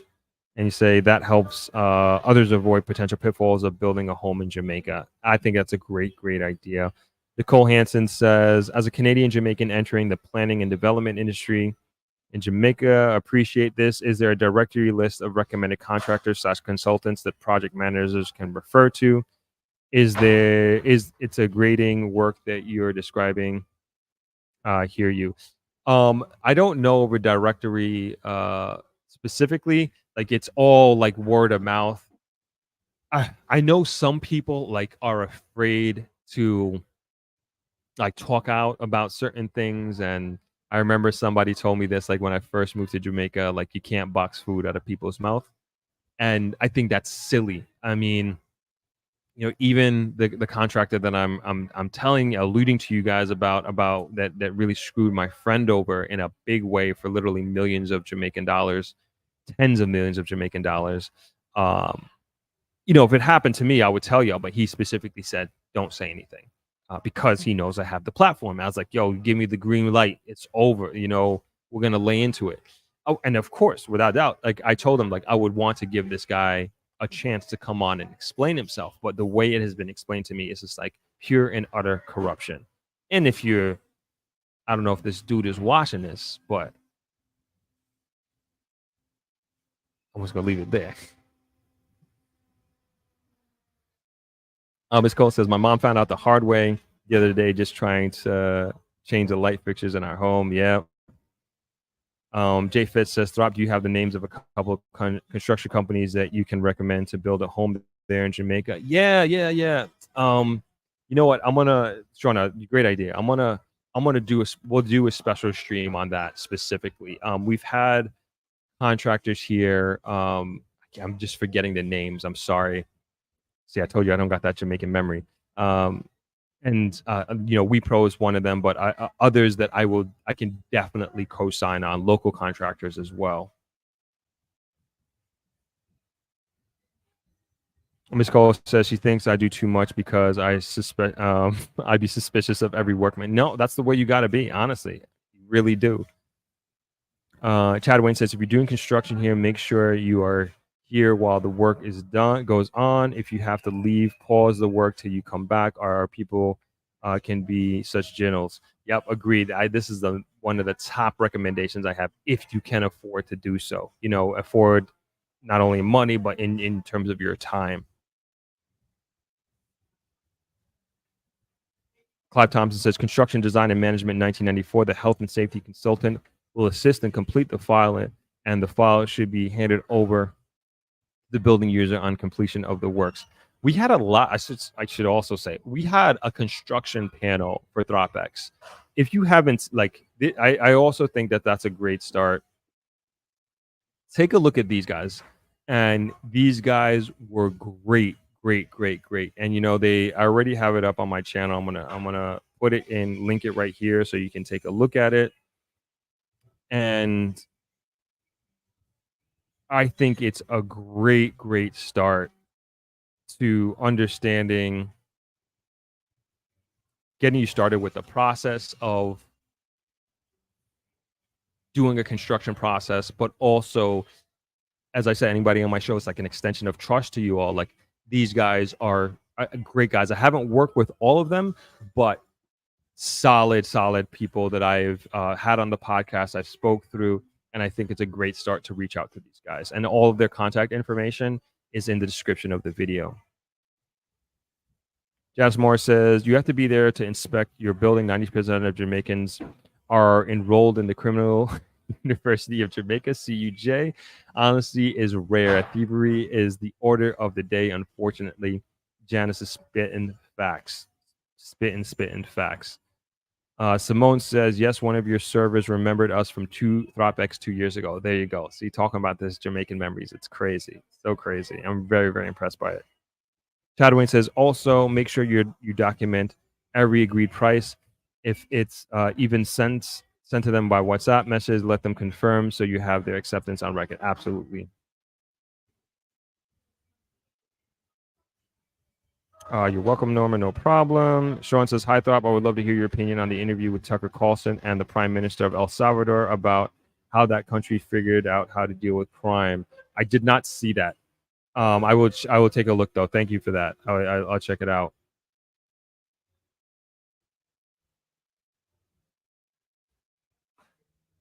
Simone says, this is also a way for local contractors to learn the latest technology and most efficient way of doing things correctly and affordable.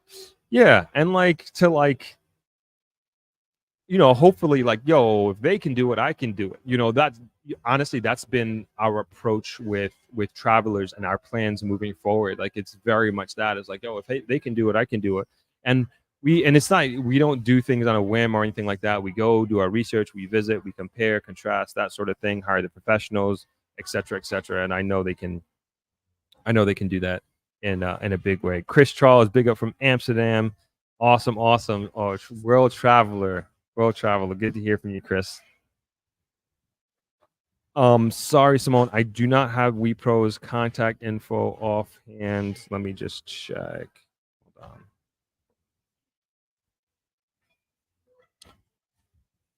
I only have the CEO number, but I don't want to, give out his personal number like that. But if you Google WePro, I don't want to give out his personal number without his permission. But if you Google WePro, you can get in contact with them and let them know you heard about them from the Throp podcast. I got to get Israel on here at some point in time, hopefully sooner rather than later.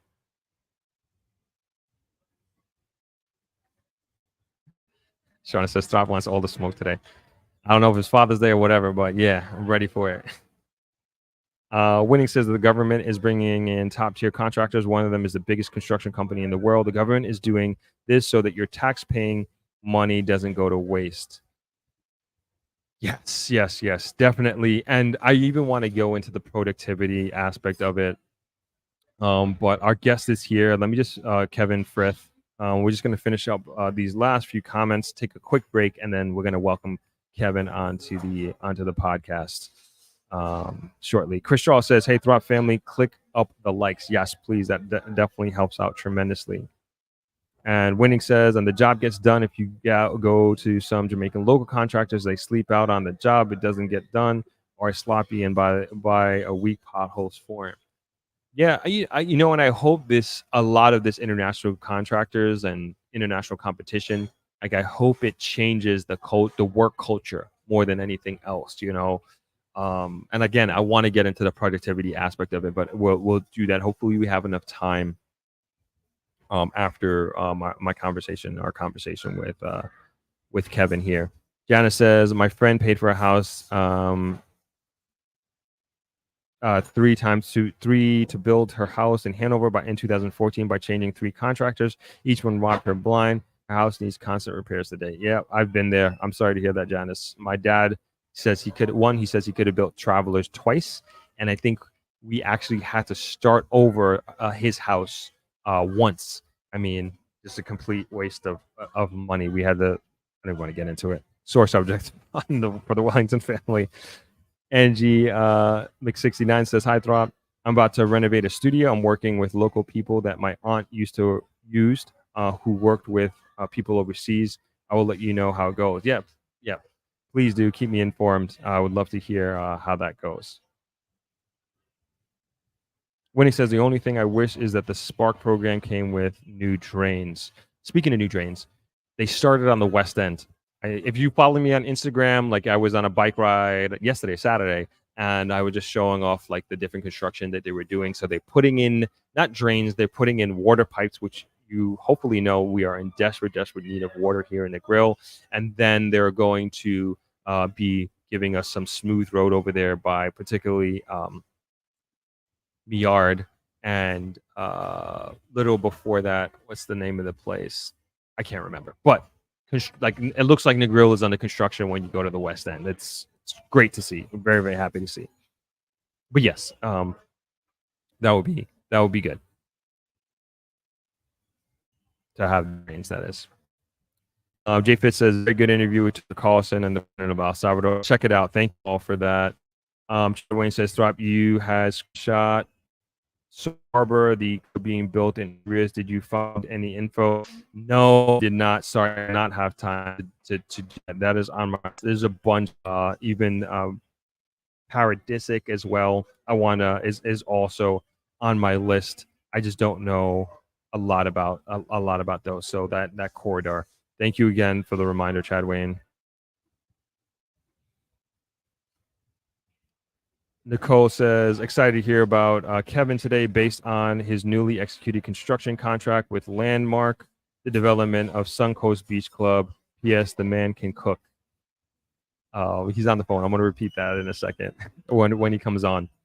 When even the eastern part of the Southern Coastal Highway, you can see where local contractors are sleeping out on the job. Mega potholes, or I should say ditches in the road. Corey MPA says, 5 dead in Hanover this weekend. JA will never sort out the crime. Forget El Salvador and their great president. It won't happen in Jamaica. I mean, I will say everybody's entitled to their opinion. And if you think Jamaica is going down and there's this it's just a criminal society that we live in and it's only going to get worse, then yeah, you're probably not going to invest here, but if you look at like just stick to the numbers, stick to, I always say men lie. Well, I didn't say it. Hope said it. Men lie, women lie, but the numbers don't. And you see the direction that we're heading in. It's just like I truly believe the crime situation is a short-term problem. And I'm not saying it's going to go away tomorrow. And I'm not necessarily saying it's going to go away in X amount of years. But I do believe with all these investments that are coming on board, it's just going to be never a zero concern, but less of a concern that it is today. And even if you do look at the numbers, at least the last time I checked, major crime is down in Jamaica year over year. So, I'm sorry that those 5 people lost their lives. I don't know under what circumstances that happened, but I'm sure they had loved ones who missed them very much, and the impact of their deaths can be felt throughout their family and friends. And it is tragic. It is very tragic. But I to me, I don't see things getting worse over time, especially if you're looking at the trend lines that we're currently seeing. Now. Okay, we're going to take a quick break here, and I'm going to reset the camera, and then I'm going to welcome Kevin Frith onto the podcast. And for those who are unaware, Kevin Frith is the CEO and founder of Suncoast Beach Club in St. Thomas, the first major development in St. Thomas, and it's a luxury development. I actually did a video on it a couple of months ago, and Kevin has been on the podcast multiple times before, and I'm going to put the video in the comment section shortly, but let's just take a quick break, and I'll be right back with you. Hello everyone, thanks for joining the tour today, and we're going to be taking a look at the newly renovated bungalows, or otherwise now known as the cottages, which we've gone through about half of them so far, and we're looking at cottages number 4 and 8 at this time. And this is just a view of the balcony. We changed the entrance from being in the middle, and so if you are familiar with the property, there used to be an entrance for 2 rooms in one of these bungalow housing structures, and now each room has their own entrance to the side and a little bit more privacy as well, because we split the balconies. So you don't necessarily have to talk to the neighbor if you don't want to, but you can of course go around if you would like. And moving into the room itself, these are brand new beds and frames and new design with the throw pillows and the standard pillows in the back there. And then you can also see the kitchenette unit that we renovated, and we'll get to in a second. Also, we added a working desk with a charging station, so you have USB and also Type-C there as well, right below the television. And that's for anybody who wants to get some work done, especially those work from home people. And this is a wider view of the room, and I just want to make note of the AC, because these used to be fan-cooled rooms, and now we got rid of the louver windows, and so now it's completely sealed up, if you will, with, as far as the windows go, brand new windows. And also want to bring attention to the ceilings. So the ceilings used to be flat, and now we brought them up to an apex to give a little bit more room and make it feel a little bit more spacious, but still maintain the coziness. And also bringing some more attention to the far right corner of the kitchenette that we have, and we'll get to that in a second, and also the newly renovated bathroom. So we basically gutted this entire place. Even the floor tiles are brand new as well. And this is another angle of the bed, and just want to bring some attention to the LED bed frame, as well as the embedded nightstands and lamps, and another view of the kitchenette, I should say. And as you can see, it has basically all the utensils and tools that you might need to cook a meal. Included is a mini Frigidaire down on the left, and a hot plate, coffee maker, ice bucket, all the knives and utensils that you may need to feed a small family. Not necessarily Thanksgiving dinner, but you can definitely chef it up in there, especially if you're staying for an extended period of time. This might be a perfect type of accommodation for you. And that essentially is the kitchen. And now moving on to the bathroom. And as I mentioned before, like floor to ceiling, new floor tiles, new ceiling tiles. Got the LED frame around the mirror just to give a little bit more lights. We changed out the square louver windows for the ship window, I guess you can call it. And we got the rainfall shower head and the glass frame shower door. Even the towel holders, those are all new. And again, trying to bring together everything in the room, in the kitchenette, and to complete the cottage experience, if you will. So very happy and proud of how this was done, and really wanted to give a modern look and feel to this new room category, the cottage. And so also with this wide angle, want to bring attention to the closet. So you got some drawer space there, and you got some hanging space as well, and your safe, of course, and the ironing board is on the other side in between the closet and the window there. And yeah, another angle of the room. And also want to bring attention to that long standing mirror there, so full frame mirror.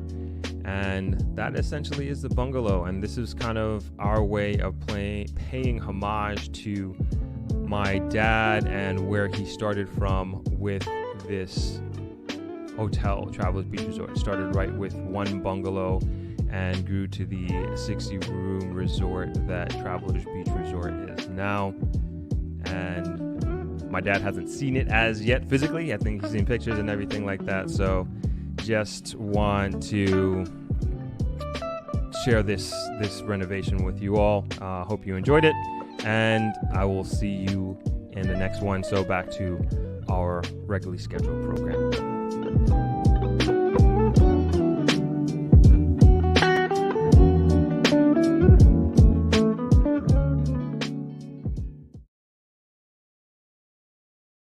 All right, we are back. And there we go. And now we have with us, as mentioned, we have Kevin Frith, the CEO of TCS Holdings, which is the company that is doing Suncoast Beach Club in St. Thomas. And welcome back to the show, Kevin. Yes, thank you very much. Thank you. You're welcome. And so you've been on here twice. You've been on the live stream once. You've been on the podcast once. And then I forgot, I told everybody that I would bring up the video. And then we did the visit of the video of the ribbon cutting ceremony, and the Prime Minister was there, and there was this big party. So welcome back. I'm just putting it in the comments here. I never asked you, how did the video do for you? Yeah, it was very, very good actually. I think it gave the project a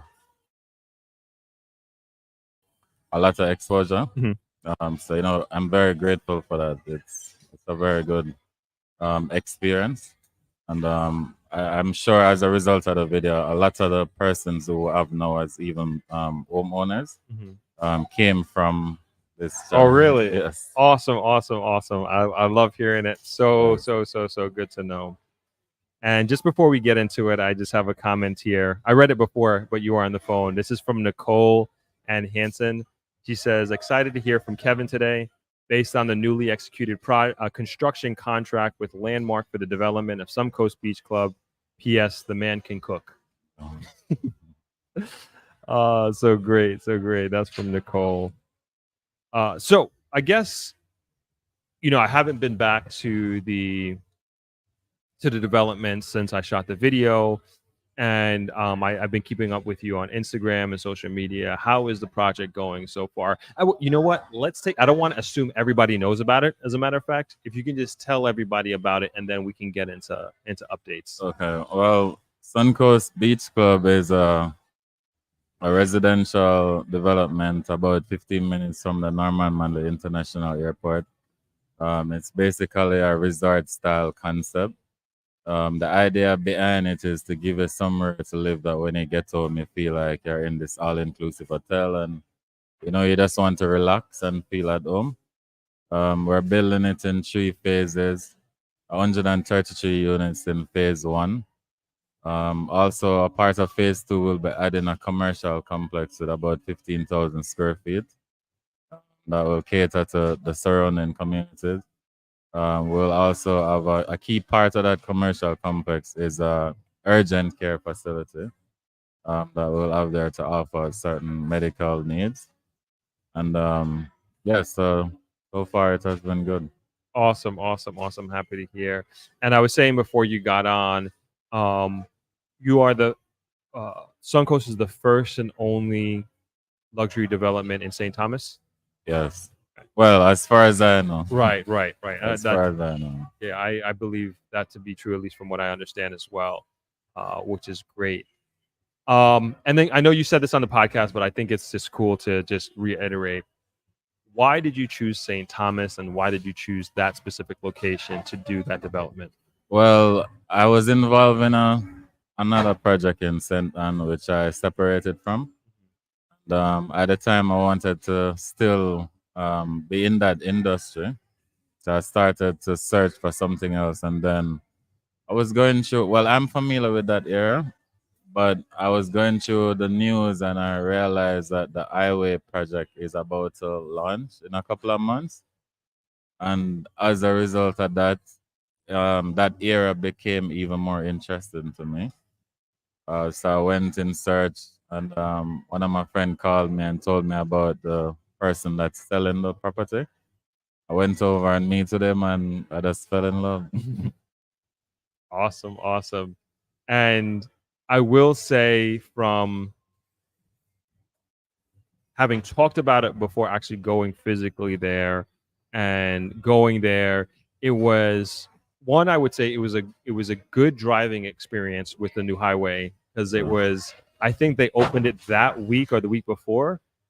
Well, it was open, like you could drive on it a Right. few weeks before, but it was officially open on the same day. The same day. my- Okay. right. Awesome. So I never, I don't know what that road was like before. So, but I could Okay. tell you from downtown Kingston coming in, I was like, this is awesome. It was a sweet drive.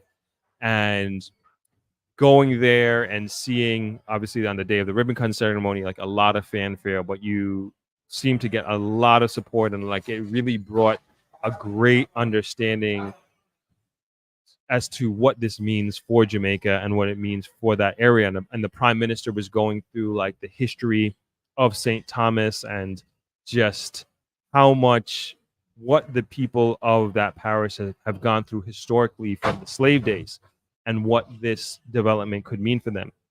And he was emphasizing the importance that the people, and when he's saying the people, like the average Jamaican, the average people of St. Thomas also benefit from a project of this nature.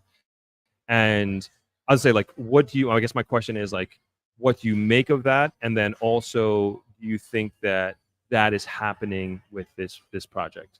Yeah, well, definitely. Every time I meet up in someone that is from St. Thomas or even in close proximity to the project, they're always thanking me that because of Suncoast, they're seeing an appreciation in their property value. And besides the increased property value, there's also the benefit of person in the community who is actually working on site as well. And there are different professionals that we bring on the team to, or whether mason, steel, or even labor. And then there are people who benefit as well, like shops in the community, because there's more in the kind of activity. People want drinks and different kind of stuff. So right across the board, there's a wide cross section of the area that actually benefit directly from the project. And have you seen or heard of any other developments coming on board in the area? I've been told about some. Okay. Even beside me to the west, going back to Kingston, there is the hotel that is coming up soon, a luxury hotel. And then I'm told about other developments going further into St. Thomas. I've not really seen any groundbreaking for any other yet, but I'm sure there are some more coming up. Okay. Excellent. And if you would, can you, I know you sent me some videos, but can you give us some updates on what has been happening with construction? How have sales been going? What are your clients' expectations? That sort of thing. If you can kind of give us like an all-round update. Okay, well, so far we spent a lot of time in completing the model unit, as you would say, at the launch. Mm-hmm. And we had spent some time negotiating to put the best contractor on site. We have signed a deal now with Landmark. We actually signed that deal, I think, the same week of the opening. Oh, really? Yeah. Oh, wow. But the construction started on March 15th. And we are expecting the first set of units to be delivered early next year. And phase one will be completed by December 2025. And so far, we've been getting very good sales. So far, we have over 80% under offer. So, we're going through the back and forth with attorneys to finalize sale agreements and so on. But so far, it's gone very well. Awesome. And yeah, it was mentioned here by Nicole, the signing of the deal with Landmark. What does that mean, and what is the significance of that? The signing with Landmark. Okay. Well, contract? you see, a project of this size, you need good partners. And critically, of course, the construction is the most critical area. And as a result of that, I needed to find a very strong contractor who has the resources to deliver a quality product as this, and as well as to ensure that there are no flaws in the building system that we're using, because as you can see from time to time there are issues with concern by buyers, and this is one of the reasons why we spend so much time in making sure we select the right partner. And after going through all the prospective contractors, we find that Landmark Group was the most suitable for us at this time. Okay, awesome. Because we were before you came out, we were just talking about contractors and how you don't get screwed over, and how you they were asking me what is my process to find the right contractor. So I guess you found yours. Yeah, definitely. Because especially as a young developer, I have to make sure that my team is solid, Right. Because I'm doing this for both the protection of my reputation, and I also really want to deliver quality to the buyers. Historically in business, I focus mainly on customer satisfaction, I spend a lot of time in ensuring whatever product I'm delivering, it's properly done to the customer expectation. I mean, that's I was gonna say there's multi layers of pressure with that, right? Because you got, like you just said, you have this high expectation to deliver, a high value product to your customers, but then also, being a pioneer, doing it in St. Thomas, you're the first, right? And so you get that wrong, and I'm not trying to put extra pressure on you, but you get that wrong, there could be a domino effect. There is forget the name of it. Another development that very upset with. Somebody will say it in the comments, because the clients feel as if they got ripped off because of the quality. There's mold issues, and it's been a very public fight that I actually need to look into more, as a matter of fact. But because that happened, future prospective investors are like, see, this is why I don't invest in Jamaica. Our investing in Jamaica is a dangerous game, because you can get screwed over like they did in this XYZ development. And so I say that to say, is just there is, it's like you're Montego Bay and you can go to another development like St. Thomas. You're the only development that's happening there. So again, I recognize there's multiple layers of pressure there with that. Yeah. I think critically though, I know within myself the kind of product I want to deliver, and besides the pressure, besides the external pressure, I'm actually pressuring myself to ensure that everything is delivered according to plan, and on time, and the quality as high as I am able to get it. And what's the website? It's suncoastbeachclub.com. I'm just putting it up here on the screen. So if anybody wants to go check it out, you can go to suncoastbeachclub.com. I'm just going to pull it up on the screen right quick. And yep, these are phase one. So you said 80% is that of phase one is under offer? Okay. Yeah. They're under offer. So, you know, there's that process of back and forth, you know, that attorney to get the terms right. And also to do the whole due diligence of ensuring that the offers will close. Mm-hmm. So we're going through that process now, and I'm actually very grateful that it's going so well. You know, awesome.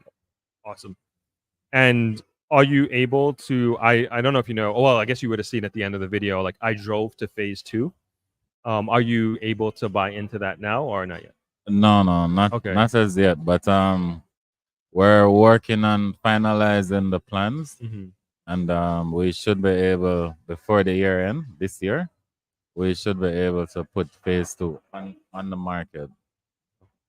Awesome. I mean, that view is amazing. It Amazing, is. beautiful view. And we got a sunset. What am I talking about? Yeah, we got a nice sunset. I remember getting that in my shot. There was a nice sunset. But I know over there they're known for the sunrises, right? Yes. But even still, it was a beautiful sunset. All right. So you guys can check it out. The website is there. We're looking at it now on the screen. And so where are we now? I know we got some videos here that I can pull up.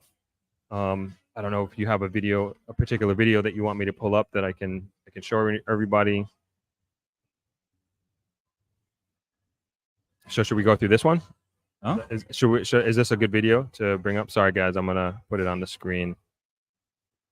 1 second. So yeah, if you want to explain to us, I should say, like what we're about to look at. Well, it's basically showing, you know, because I have a lot of buyers that are based overseas. So, you know, from time to time we put out on our Instagram page to show as to what stage we are with the construction process. For a terrain like this, it takes a lot of infrastructure work. Yeah. And we're basically almost completed the infrastructure work, and the focus is now on building up the actual units.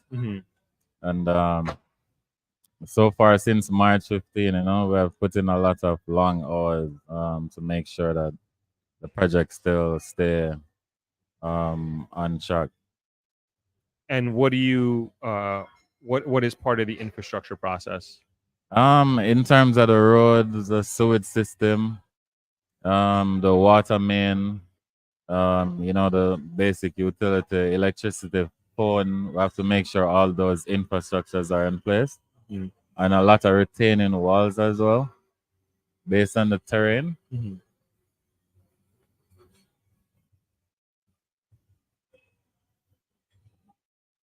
Okay, so where are we driving to now here on this? Yeah, so that road is actually the road where the ribbon cutting ceremony took place, which is across from the model unit. Yeah.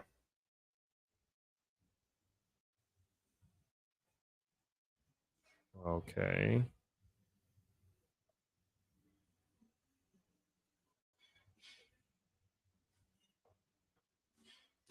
And this is a house these guys are working on here? Yeah, that's one of the townhouse block. So in phase 1, there are 2 set of townhouses, 10 units in total. So that one is one of them.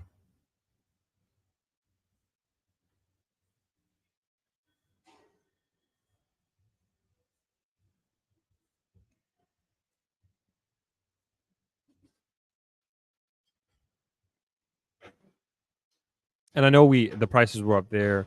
Can you tell us the pricing for each one, for the different types of houses, or at least what the housing breakdown is? Okay, well, for phase 1, the townhouse units that we have left it starts at 420,000 US dollars. And then we only have 2-bedroom duplexes available now. And those starts at 520,000 US dollars. 2-bedroom duplexes. Right. And what was the one that we looked at? The model unit? The model unit. 2-bedroom That's a duplex. 2-bedroom duplex. Excellent. And I asked developers, and this question. I know it's not a fair question to ask, but what would you say is we look at like Jamaica and real estate market, and the last years, maybe even 10 years, like there has been an elevated level of appreciation in real estate value. What would you say or predict that could happen with this development? And we didn't even talk about Spark yet, but we will in a second. But what would you say, like a development of this nature, that an investor who buys this home now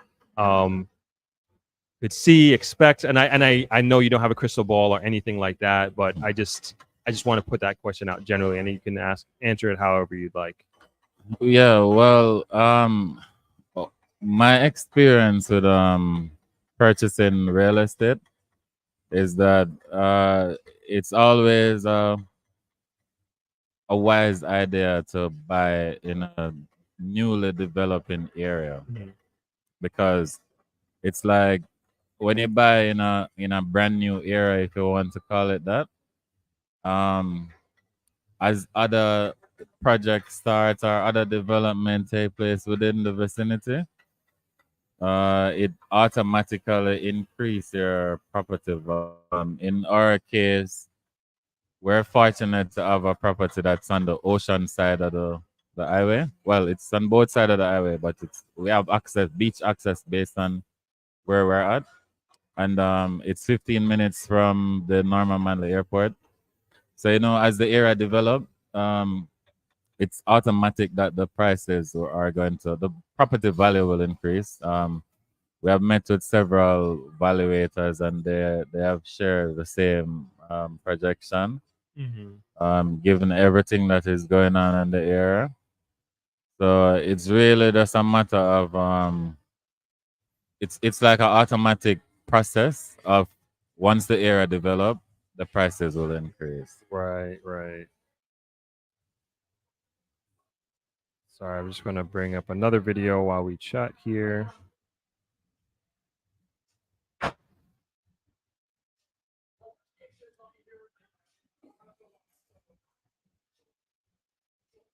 And so, where would you say, or can you give? This is probably a better question. Can you give us a breakdown of your clients? Like, where are they from?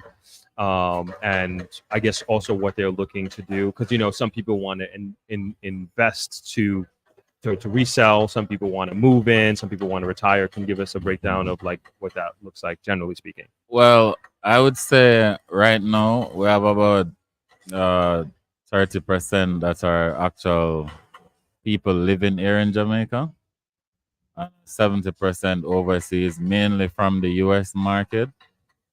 But what we find with the U.S. buyers is that they're actually planning to return home. And they're not old people.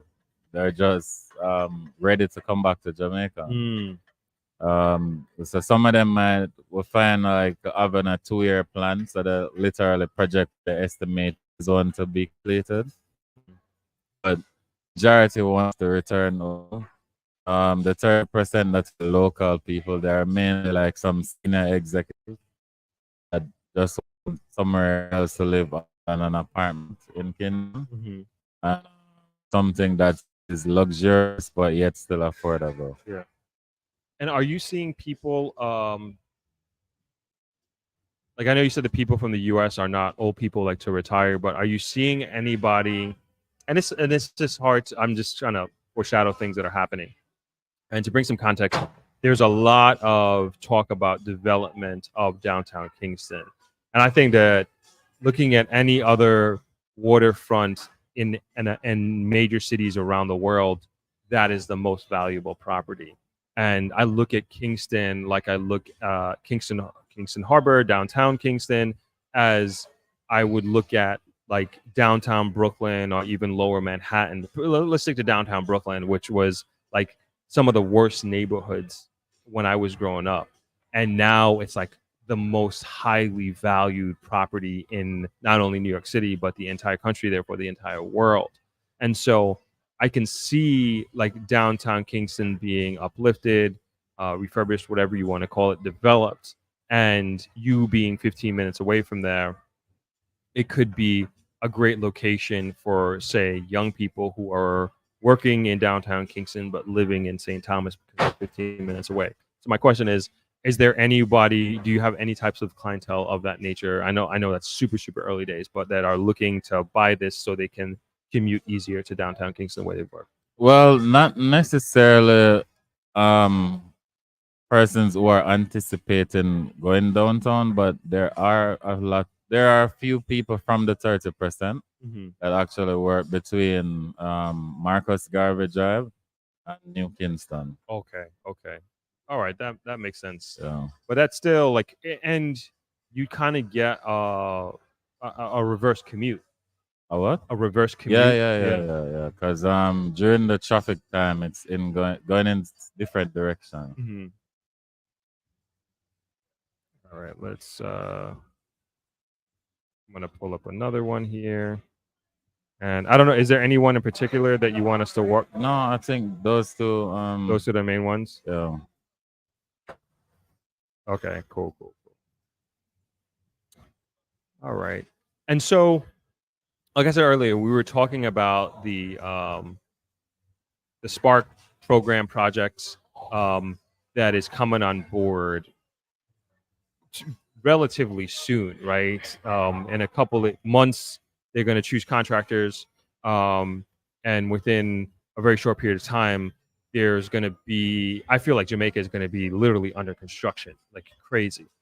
And so generally, how do you feel about this program, and what do you think it's going to mean for Jamaica, and how will it affect, do you think, a project like yours? Well, I'm very much looking forward to that program, because even the whole birth of Suncoast is as a result of the investment in the highway. So my understanding is that roads support development. And right now, I'm looking at going deeper into providing affordable housing. Not that I'm saying Suncoast isn't affordable, but I mean, there's a bigger market for less or more affordable units. And we're looking at some of those, and a critical part of some of the lands that are available that can facilitate that is the road. So that they're off the main road. So my understanding of the Spark program is that it will be dealing with those secondary roads. Yeah. So I'm really looking forward to it. And I think like that's going to change Jamaica for sure, but we need affordable housing like crazy. Yeah. I mean, like crazy. I can speak specifically for this neck of the woods, and especially you're seeing like all this development happening. We've got the Princess Hotel, Wyndham. Princess is 2,000. Wyndham is like, I keep hearing 500 to 800 rooms. And then there's another one that's supposed to be in that area, in the Green Island area. There's supposed to be another big, I mean, I haven't heard about this again in like 2 years, but like a $5 billion development, US $1 billion development at Little Bay in Westmoreland here. Haven't heard anything since then. There's like a whole mix up with the land and yada, yada, yada. But there's some big boys involved in that, some big boys. And so obviously you need a place for the support services and the individuals who are going to be serving those locations. And even now, most of the people who live in Negril don't work in Negril. And so, and it's just expensive. And it's just like one of these things like we need to solve this problem. So of course, I'm always going to talk about Negril and try to bring people here, investors here to do that. But I know that other locations around the country suffer the same thing. Well, coincidentally, I'm actually working on something now for this area. Okay, I didn't know if you wanted to bring it up, but okay, yeah, awesome. It's in the very early stages, but we're looking at a property now that is to deal with an affordable housing project, mainly to cater for persons who work in Negril but don't live in Negril. Yeah, my understanding, some of them have to commute probably 45 minutes to 1 hour. Yep. And we're looking at something that is probably 10 minutes from the roundabout in Negril. Wow, wow. And I will say you have my full 100% support. Any way that I can help, use my platform to make this thing happen, I am all in because this is like one of the biggest things that we're missing in this community. Yes. So anything I can do, man. Yeah. Within another, I'd say 2 to 3 months, I'll surely come back. Okay, awesome. Would love to announce it here and Yes. bring that to the table. I have a few questions here. Where are they? Okay, there they are. So this is, I guess this is for me. This is Shauna. She says, random question: would Suncoast be part of the property tour for ThropX this year? Parts of the property tour? Yeah, our property tour that we do for my investment conference. They're asking. Well, like right now, for example, I'd love that, but my only concern is the distance from Negril to there. Like right now, I'm arranging for persons that attend the diaspora conference. Yeah. To visit the Suncoast property, and my only concern with it is the time. That persons might think that it's to leave from Mobe go all the way there, but I guess once they have a keen interest in it, it's really just like a 3.5-hour drive from Mobe to the property. Yeah. So yeah, I'm up for it. Okay. Yeah, I don't know if we stay over or something, but that's quite a day. We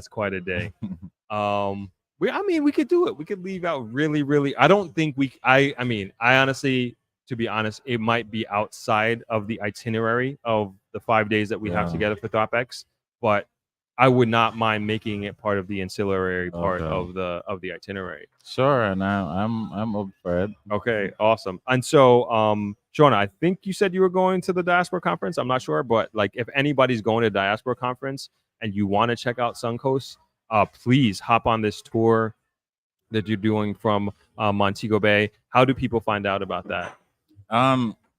Again, we're pushing it through our Instagram page.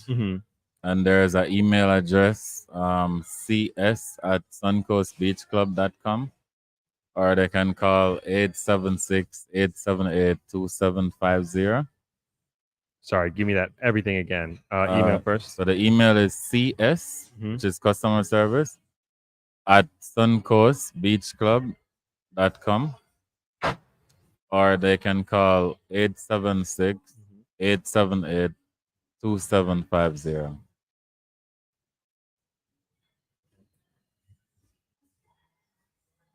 All right, so I'm putting that up there. So if anybody is going to the diaspora conference and they're interested in going on the Suncoast Beach Club tour, which you'll actually physically go there on a bus, you can email cs@suncoastbeachclub.com or call 876-878-2750. Does that work on WhatsApp as well? Yeah. Okay, you can do it on WhatsApp.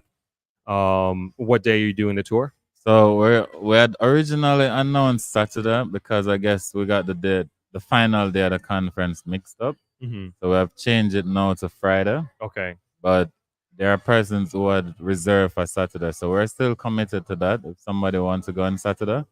But we'll find that the Friday would be more convenient because it's like the final day after. So yeah, but it's like a road trip basically. No cost. Okay, no cost free. We're provided lunch and refreshment, and it would be a good trip. Awesome. So that's great. I mean, especially if you're flying in for this, make it happen. To make hay while the sun shines, as they say. And if you're around, even if you're supposed to fly back on Friday, if you can extend that ticket one more day. Somebody asked me that, who's coming in from the UK, is it worth it to extend their ticket for the diaspora conference? Absolutely. I'm telling you, I gave you some examples earlier today of how powerful these conferences can be, how powerful the networking these conferences and expos can be. So if you can, make adjustments, go to it. See property tours, I think, are so important to go to. I would even say, even if Suncoast is outside of your price range, and you're not, especially if you're not too familiar with Jamaican property, at least get a look and feel of these properties. And then also, I think when you visit, it's like, hey, this is a goal eventually. Maybe you can't buy it today, but maybe 2 years from now you can buy phase 2 or phase 3, and you'll be in a position to do that. So I would definitely encourage you to check it out. And Tyshawn says, hi, I flew in yesterday from the UK. I'm interested in the tour. Will there be info about this at the conference? If so, what day? So you got it. So Friday is the best day, but if you need to make arrangements for Saturday, Kevin and his team will accommodate, but definitely try to make that Friday, which is the 21st, June 21st on Friday. And what time do you leave and from where? So we're scheduled to leave at 9:30 a.m. and we're looking at leaving from the conference center. However, I'm somebody that's always open to feedback and stuff like that. So between now and say Wednesday, we'll kind of work out between the persons who reserve the space to attend as to the best or most convenient way for them. Okay. Awesome. BLH Properties LLC says, as an investor there in Suncoast, does one need to have an appointment to come into the property during work hours? Yeah, so basically the model unit is open for viewing Monday to Friday between say 10 a.m. and 4 p.m. But it has to be by appointment because it's an active construction site. Right. Safety is key. So we can't just randomly let somebody on the side. And then for Saturday and Sunday, we also do tours on those days, but it's again by appointment. That's every weekend by appointment. Yeah. Okay. I hope that answers your question, BLH Properties LLC. And just a couple of comments here. Jewel says, I think St. Thomas is ideal location since the highway development 30 minutes from the city, but still serene, so you get the best of both worlds. And says, love this. Hope I can check it out. Happy to see this development. Great. And I think that's all the questions that we have here. I think I got them all. And you can also check out the website there. So what I have on the screen now again is for the property tour. If you're interested if you're going to be at the Diaspora Conference, and what if somebody's just living in Montego Bay? And they're not part of the conference? Would they be able to go? Or you have to be part of the Diaspora Conference? So yeah, so this plan was mainly to cater for persons who come down for the Diaspora Conference, but persons who live in the area, we can have that discussion. Okay. So and that's okay. So you have to, I don't know if it's a bracelet or something that they will have. Well, they would have to show that they had registered to be at the Diaspora Conference. Okay, all right. So just keep that in mind. You'll just have to have proof that you are part of the Diaspora Conference in order to go and to register for the tour. So just keep that in mind. All right, awesome. So that's the info to go on the tour. See us at suncoastbeachclub.com. You can also call WhatsApp 876-878-2750. And you can also check out the website, suncoastbeachclub.com, if you want some more information on that. All right. Any other updates you want to give us on the development and next phases or anything like that that's happening? Well, yeah. So far, like I said, the construction has started. It's going well. The sales are going well, and I'm very grateful for all the persons who had actually believe in the project and came on board and gave that support. Because, it wasn't easy, especially in the first part of it before the whole launch and everything. It's like there was so much work to just, especially that I'm not known or from the old perspective of a developer. So I'm really grateful for those who, took that walk with me. to give that support to make the project what it is today. But yeah, I'm just focused on putting in the work, ensuring that we deliver the kind of quality that we're marketing, and that we deliver it on time as well. And I'm just looking forward to handing over. Awesome, awesome, awesome. Very, very excited for that. And you will be at the Diaspora Conference this Yes. week. Okay, Yes, excellent. I will be there. Specifically to meet a few of the buyers who have not met me before, and they will be at the conference, and they have actually asked me to come down there so we can sit and talk. And I find that that personal relationship, somebody understand who they're invested in, because literally they're invested in what I'm doing. So I have to give them that level of confidence that I'm not just here for the money. I'm here for delivering what I say I will deliver. So I took the trip just to come down and see what is going on as well, because the focus of the Diaspora Conference, as I'm told, or what I've seen advertised, is that it's promoting real estate investment. Knowing that I have one of the largest project going on now in the island, plus I'm literally opening up a parish, Right. St. Thomas. So I decided that it's something that I need to be there and kind of understand what it is that is being promoted, and I'm just here for the experience, really. Awesome, awesome, awesome. So for all those that are going to the Jamaican Diaspora Conference, make sure you find Kevin, you bother him, say hello, ask him questions, and if you can, definitely hop on that tour if you haven't been to Suncoast Beach Club before. I think it's well worth your time. So thank you so much, Kevin. Yes. I appreciate you coming by in person. We could have done this over Zoom, but it was important to you that you were here physically. Of course. So Thank you very much. you're welcome. Always a pleasure. Definitely.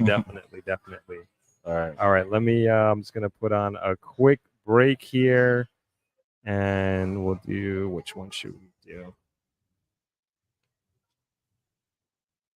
Sorry, I should have had this lined up. Okay, we got one here. All right, we'll be back shortly. Thank you again, Kevin. Appreciate you. All right, we're gonna go on a little swim. Think I might try to get to the reef over there. It's like maybe 400 meters out or so. Haven't done that in a while. Might give that a go. But it's gonna be a relaxed one today. These are mornings in Negril. Let's do it. I'm waiting for something to change. 'Cause when I'm not here, it's like I'm falling.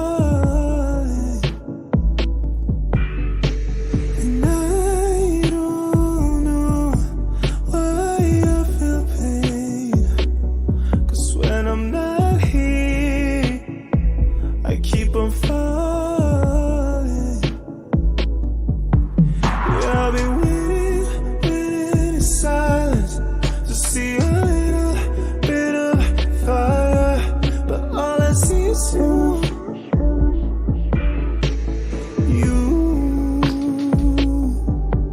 Yeah, I've been waiting in silence to see a little bit of fire, but all I see is you.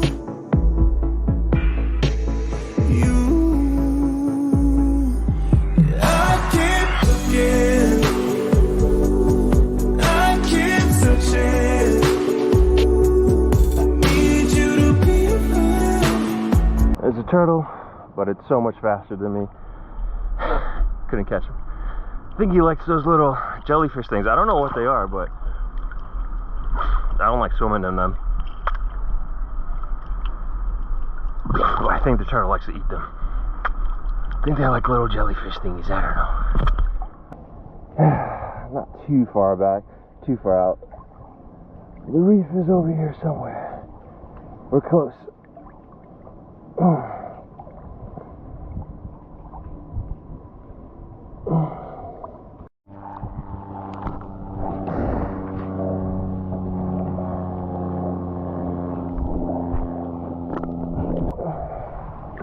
Morning, Billy.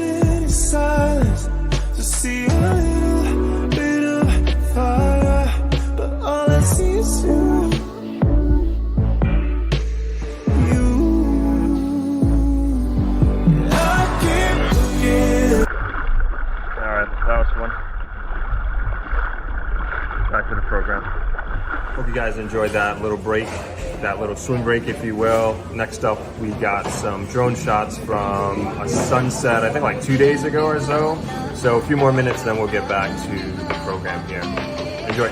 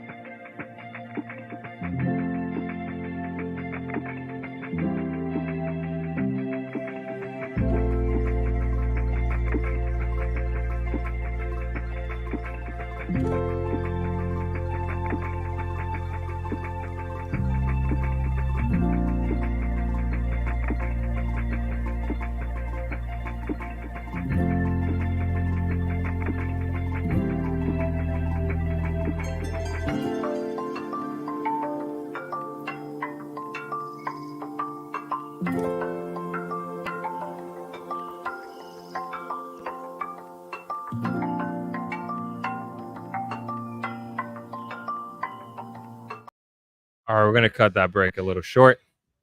We got more things. Yo, see, I told you guys we're gonna go an hour and a half, and here we are, 2.5 hours later. This is what always happens.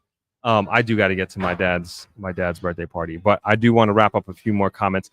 That was great. You know, appreciate Kevin coming out. Last minute thing, that because he was coming out here in this area for the diaspora conference.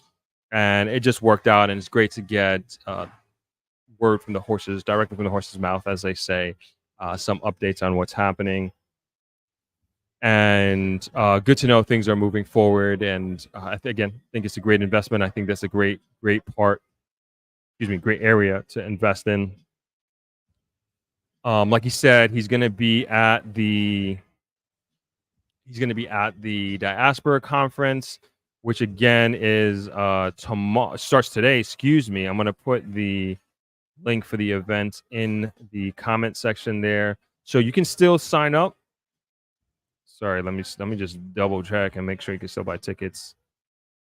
Yep, you can still buy tickets. So if you're interested in going the entire time, one day, etc., you can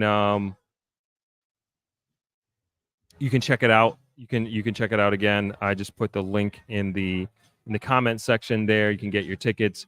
Go there. I am going to be there tomorrow morning, opening up the diaspora conference on the first panel.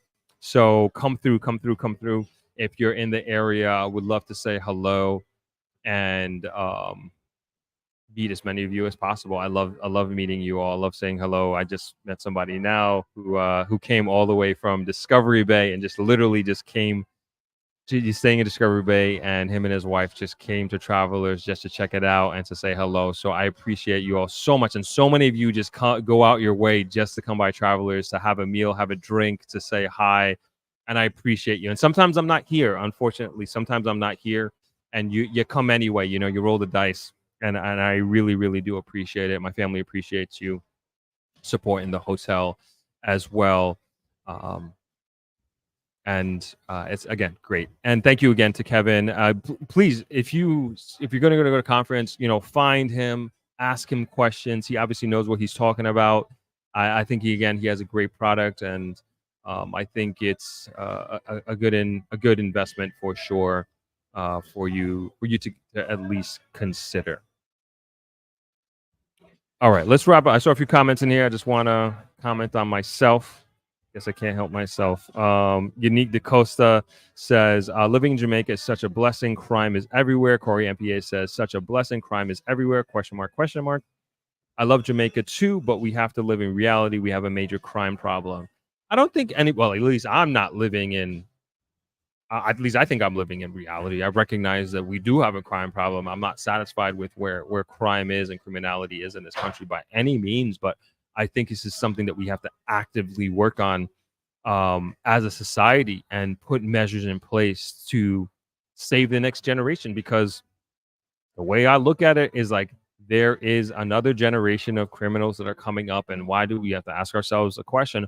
Why are they choosing criminality over your, let's call it the 9-to-5 life, and choosing not choosing a life of our path going in that direction? And there's a lot of reasons that we won't get into, but like Unique, I feel like it's such a blessing to be here, and such a blessing to call this place my home. And everybody's experience is different. I live a very, I was thinking about this the other day. Like I live such like a simple life. Like I get up, I train. You know, I'm coming back from a running injury, but for the most part, I'll get up. I go on a bike ride. I was even riding on the deep west end, and the grill is different. The grill is a relatively safe place. I have to say, like I don't. You know, even riding. If you were on my Instagram yesterday, you know, I guess you could call it deep west end country, you know, and it's fine. Nobody gonna bother you. Like there's a few dogs who chased me and barked at me, but that's probably everywhere. I know that happened to me in New York, as a matter of fact, a few times, and it's fine. I just felt so lucky and so blessed to be just doing that, and I just getting up, train, come back, eat, and of course I don't do anything. Like I work all day pretty much, and then go to sleep and do it all over again. I work out, I hit the gym. Great circle of friends that I have here. I'm lucky to be working with my brothers as well.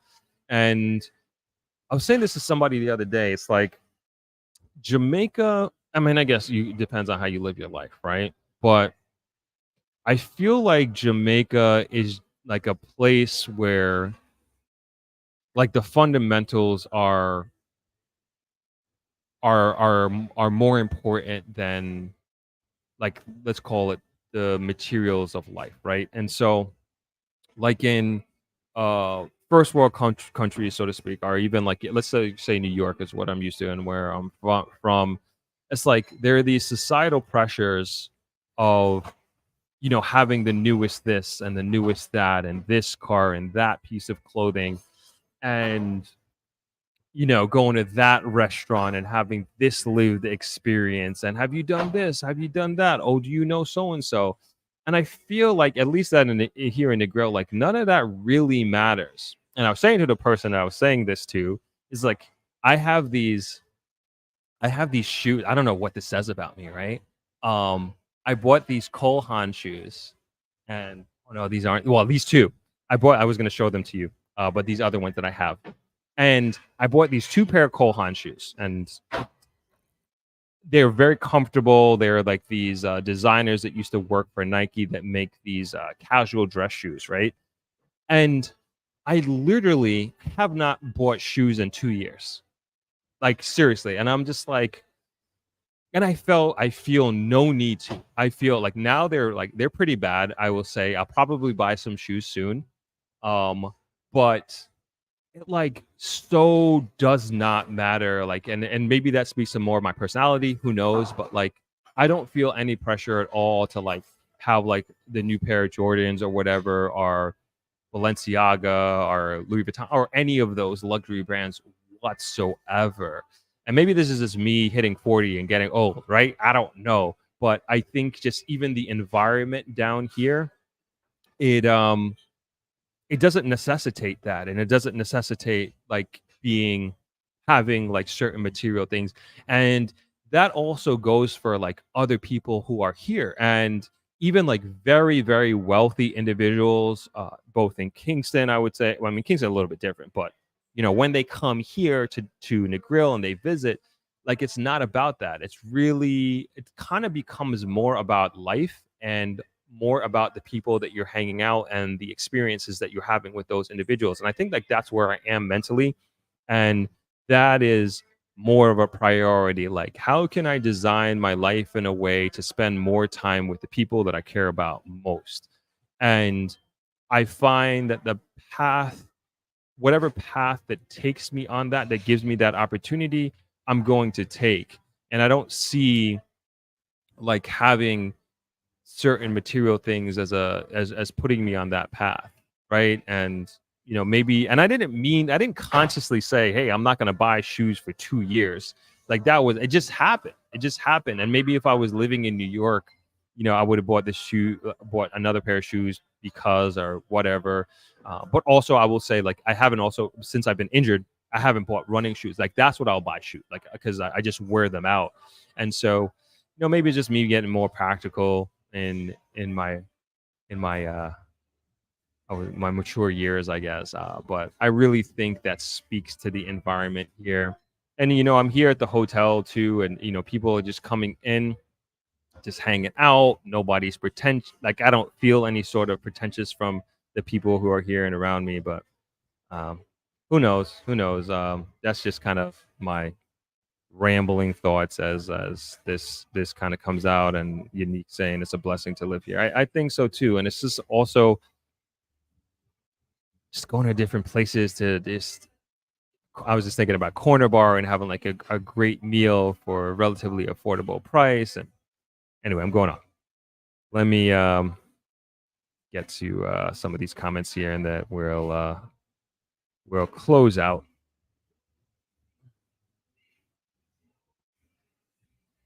Nicole says, that's key element of creating complete community, having people live where they work. Yes, so important. And, you know, I can't really say, but, you know, Kevin was telling me off camera about his plans about doing affordable housing here.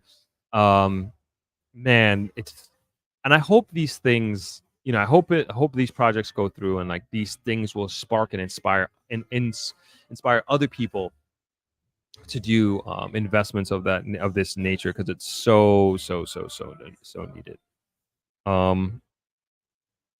And then says, I appreciate this channel. I learned so much here. The content is consistent and creative with his content, and is very creative. There is a passion in the production and lots of resourcefulness. Thank you so much, and I appreciate that, and I appreciate when people recognize the production. It is very important to me. Sorry, I'm going way too. Oh, I already answered that question. Shauna says certain comments in the chat equal negative assumptions / potential trolls. Strop equals I got time today. Give me all the smoke. Overall, great live stream per usual. Thank you. Yes. I do got some time today. Let's see.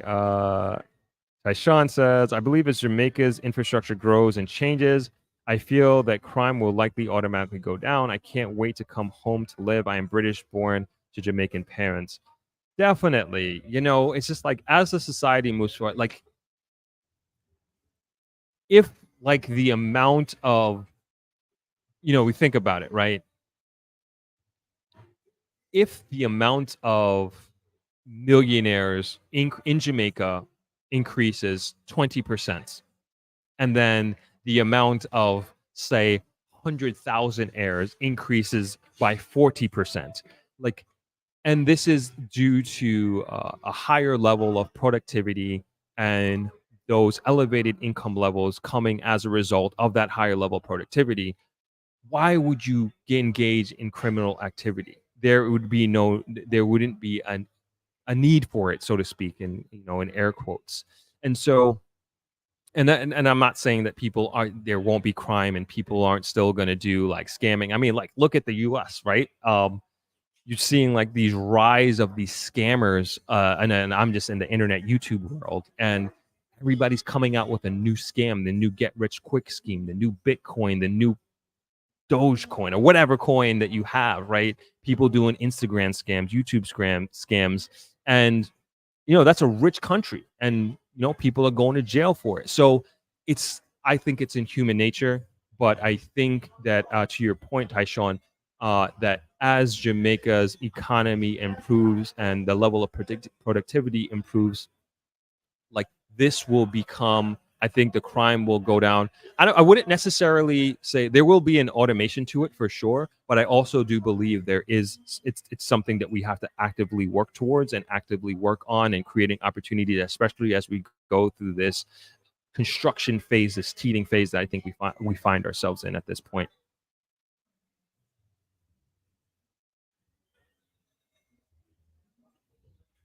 Nicole says the simple life is a luxury.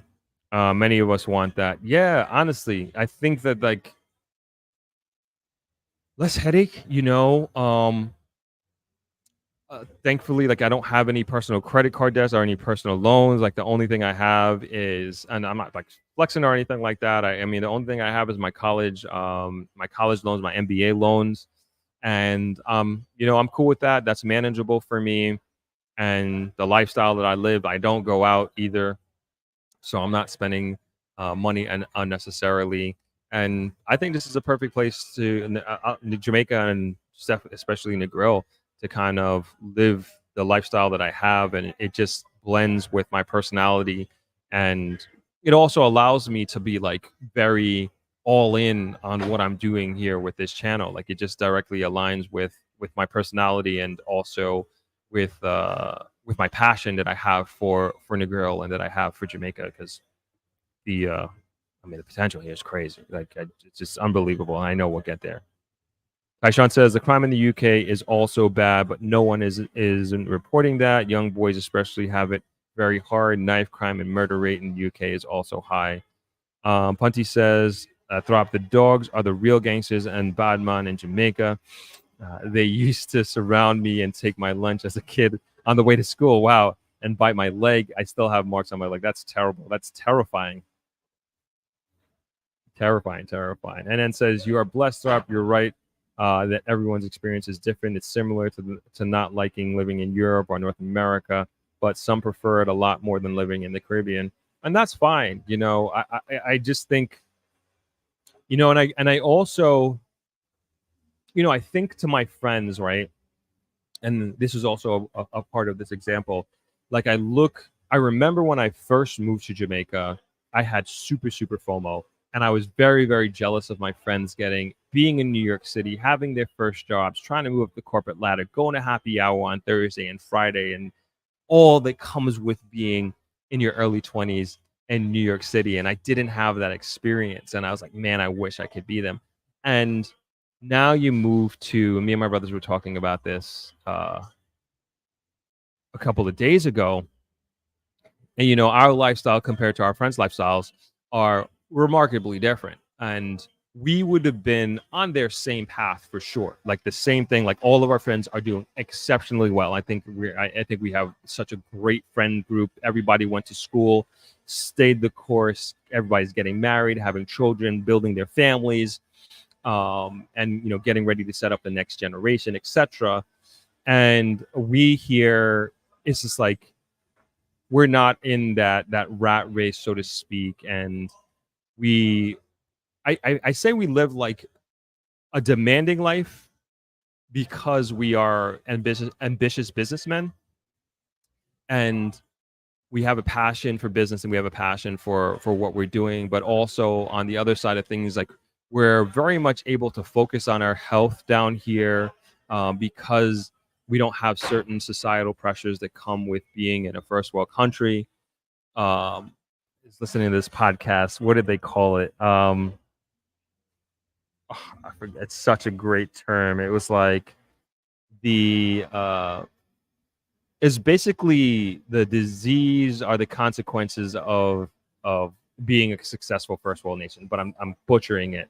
But he was just talking about like how in first world countries you look at like the rate of you look at the rate of obesity, and you look at the rate of what you call heart attacks, and that comes from excess, right?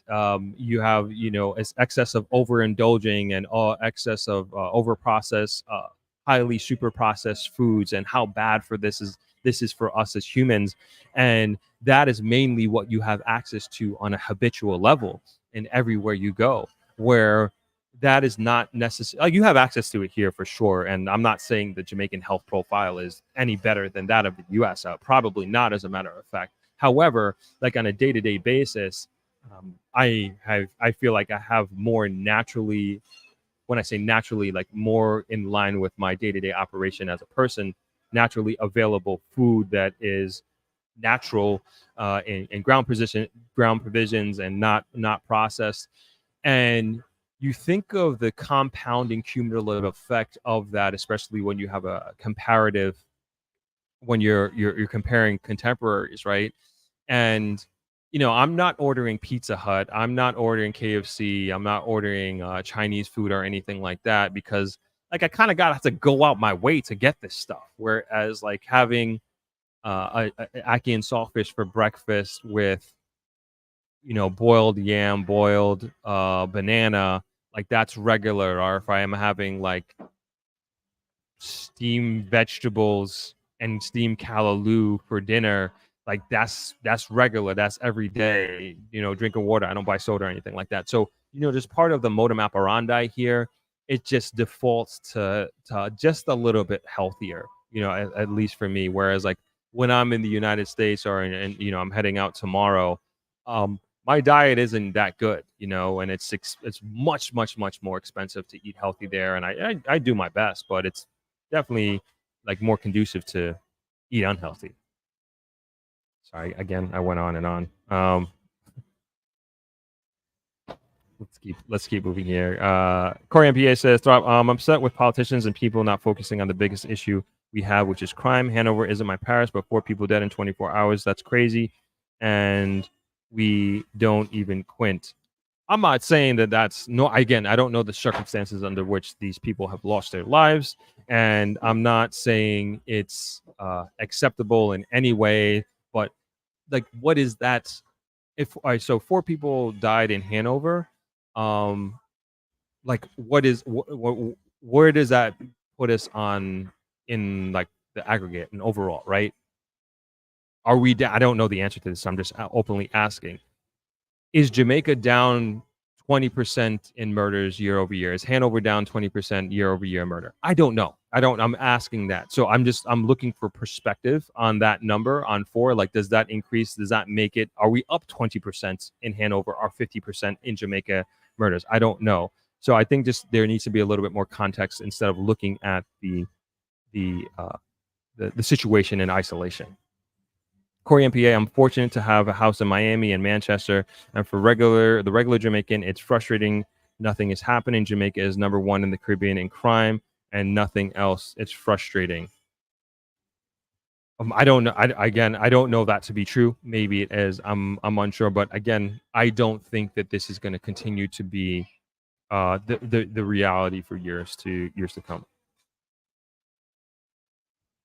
Corey MPA says, I love the investment, but I'm over the lack of seriousness in the security space. I have friends that would love to work in Jamaica, and all they bring up is crime. It kills me. Yeah, but like, again, I keep saying this. It's like, Corey, you have, and you're entitled to your own opinion. And I always say, everybody make whatever call that you feel is best for you.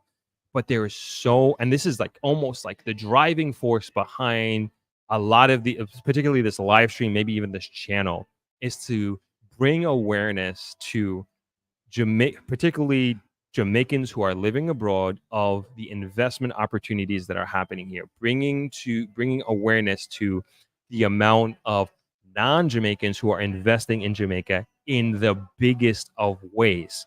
And I'm saying, like, look, this is happening. Don't miss out. Don't miss out. Don't say in 10 years or however many years from now, why did Jamaica sell out? Why is it owned by this nationality or that nationality? You can't say I didn't tell you so. You can't say that. You can't say you didn't know. And you were saying Jamaica sold off. Nah, it didn't. It didn't. There's an opportunity for everybody, I believe. There's a huge opportunity. And I keep using this terminology. Like, we find ourselves in this huge inflection point at this point in time, and Jamaica is ripe for investment. And don't wait for Jamaica to get to where New York City is in terms of real estate prices, in terms of there being maybe it's not no crime, but you know what I'm saying, where you have all these quote unquote first world amenities, and then you're like, okay, now is a good time to invest. Like, why not invest now, get all the upside, but then also be part of helping your country to grow and to prosper? It very much makes complete sense to me. And then you have people like Kevin, who is doing his development in St. Thomas and on Suncoast Beach Club, and then also he's coming literally to the opposite side of the island, and he just announced to us that he's looking to do, almost said where it is and everything, but he's looking to do a development for affordable housing in Negril. And it's just like, Kevin ain't a dumb person, you know. The people who are doing Pinnacle aren't a dumb group of people. Trust me, I met with them. They're actually some of the smartest, most forward-thinking people that I have ever met, as a matter of fact, and meeting with them multiple times. The people who are doing the Princess Hotel, I'm sure they're not coming here to lose money. And I'm not saying make your decision based off of other people and their investments. Just like, look into it. That's all I'm saying. That's all I'm saying.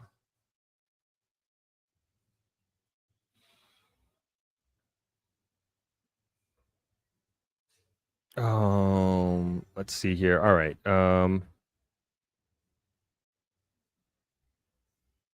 Javi says, exactly, Jamaica is a damn shame, and I'm Jamaican. Dominican Republic people suffer and poor just like the Jamaican, and there's crime is way lower than Jamaica.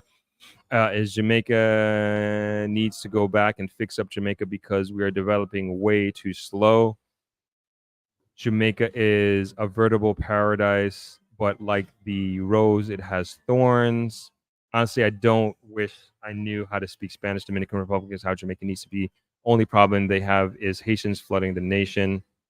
I'm going to go through all your comments here. Jamaica needs to start drilling and looking for natural gas or oil. We have some, or we need to build a canal like Panama. Okay, you're all over here. And Jamaica speaks English. We need to build a canal in Kingston Water. I mean, I went through. I just went on a whole rant on all of that, so I didn't even read what you're saying, and I addressed most of this. Shauna says, one thing about this content, it about being focused, solution focused versus focusing / highlighting obvious issues in Jamaica. This channel challenges to be part of the solution, not the ongoing problems. My 2 cents. Thank you, Shona. Exactly. There are a lot of channels that many more channels that talk about the negative and obvious things and obvious challenges that Jamaica has. And you can go there, if that fulfills your soul and that makes you feel better, and that really, what would I say? It's just like a confirmation bias of how you think and look at Jamaica. Go look at that, but I'm here for sure. Like, I'm in my heart of hearts and in my soul, like, I am very optimistic about Jamaica, and also very much think that we the people can be and are very much part of the solution. We are part of increasing the productivity, a level of productivity here in Jamaica. And it really comes down to the individual person. It's like one person can make a magnificent difference. I mean,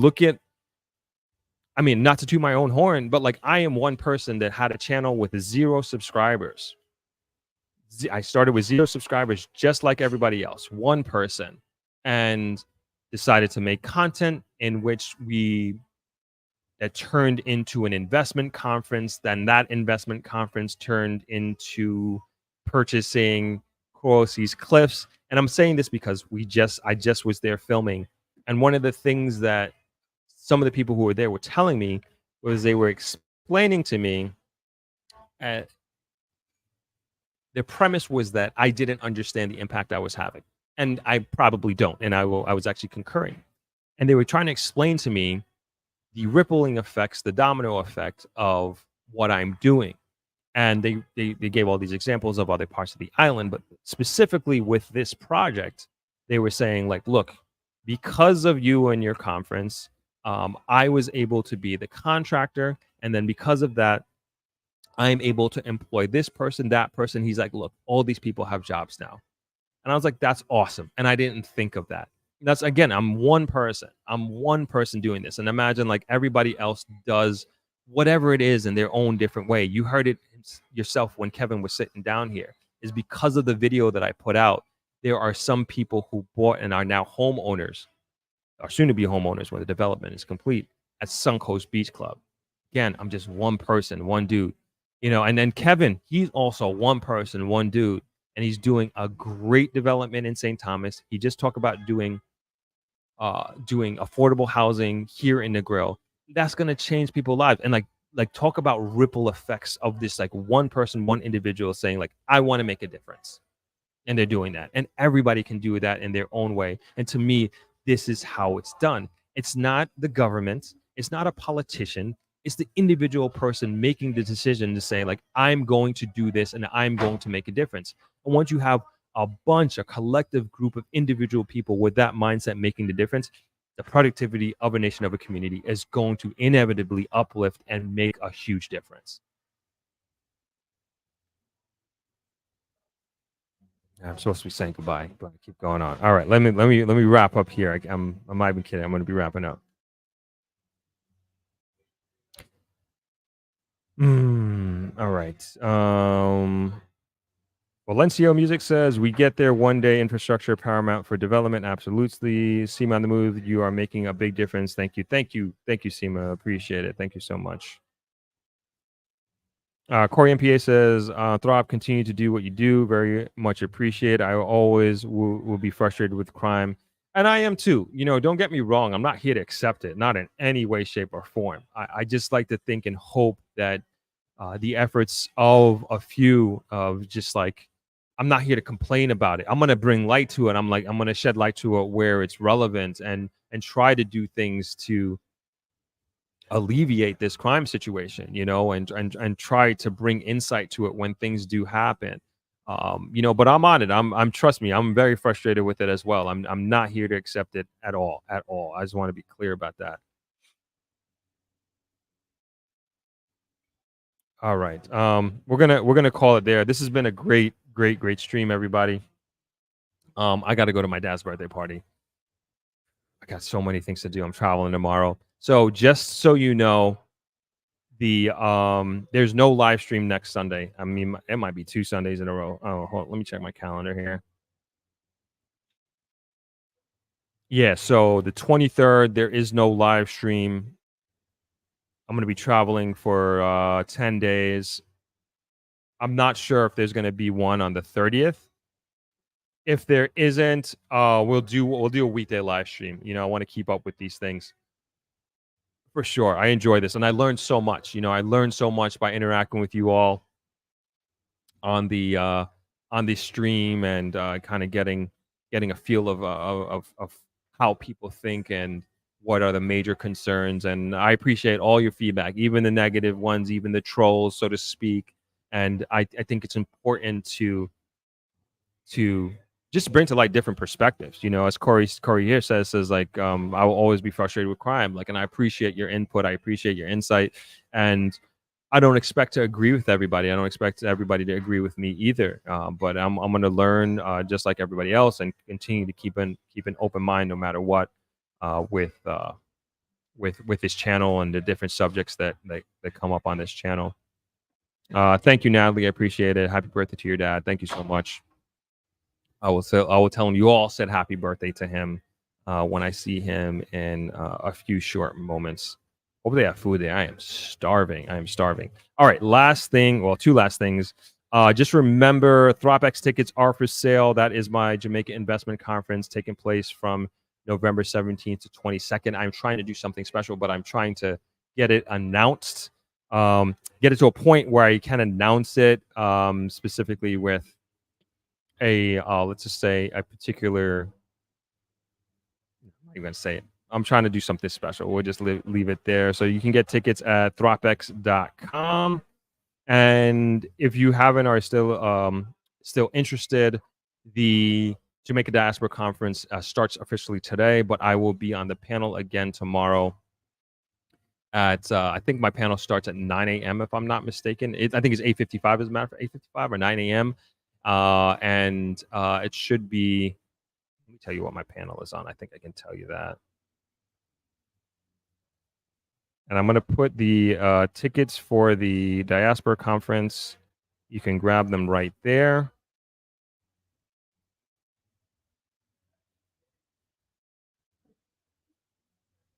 Oh man, I got so many emails with this this conference. Actually, got to study it, make sure that I'm up to date with everything. And prepared though. Let's see. I'm just trying to bring up the.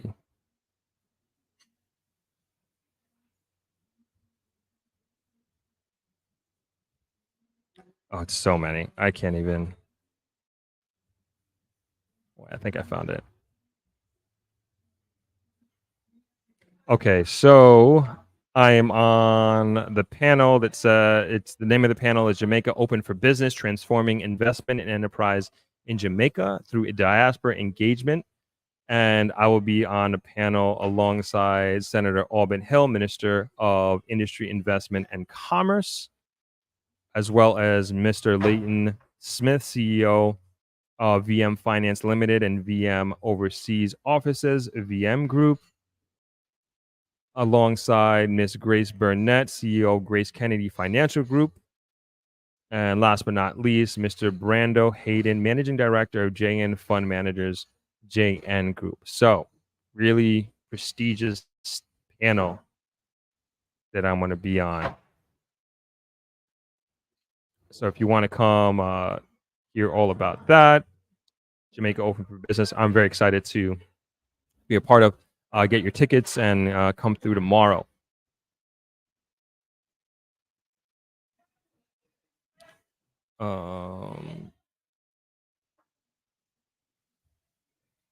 And oh yeah, I just wanted to show this video. So next week, some people saw it in the beginning.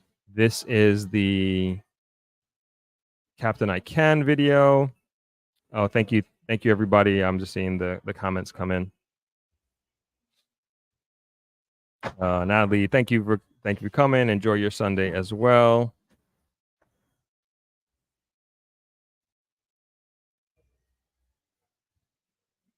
Nicole says we'll be promoting the conference on my socials 100%. Awesome. Thank you. I don't know if you're talking about the Diaspora Conference or ThropX, but both would be great. Both would be great. And says agreed, Throp. One person can make a positive difference to viewers. Christianity may not be popular to some. Prayer is powerful and changes things for the best. I think so too. Punty says Throp and Throppers, true great stream. So enjoyable. Angling game just finished. Going to the mall for some people watching and grabbing some groceries. Okay, you have a great Sunday. Enjoy the rest of your Sunday. New account number says calm down and drink a glass of bro. Will do. Thank you. Thank you, Nicole. Much appreciated. Thank you. All right, I'm gonna close out this video. So, some people might have seen the beginning. I visited Negril Primary a few weeks ago, and there was this robot. This was all done by my dad, as a matter of fact, through our nonprofit organization, the Negril Education Environment Trust. And there's this motivational robot, man in a suit, and he just, I mean, it's so amazing. I can't wait to share this video with you. But anyway, this is the trailer. I'm going to leave it there. You all enjoy the rest of your Sunday. Thank you so much for hanging out with me for the last 3 hours, even though it was supposed to be an hour and a half. But this is what happens on this channel. I appreciate you all. Again, I won't see you next Sunday, but follow me on Instagram, and you can follow my journeys at Throp, THROP. If you follow me there, then you can keep up with what's happening, and also ThropX on Instagram. Enjoy this video and enjoy the rest of your Sunday. Peace, everybody. School time, no. Because some of my classmates, they just like to bully people. They don't want to learn. They just want to play games every day. But some of them, they really want to learn. So I want... Right now here at Negril Primary, we are in dire need of classrooms. In the heart of Negril, where dreams take flight and futures are forged, a remarkable transformation is taking place. Guided by the unwavering support of the Negril Education Environment Trust, a new generation is being inspired to believe in the impossible, a symbol of hope and determination, bringing a powerful message to these young minds. You can achieve anything. With words that echo through the halls and hearts, Captain I Can speaks of faith, devotion, and the unyielding power of belief.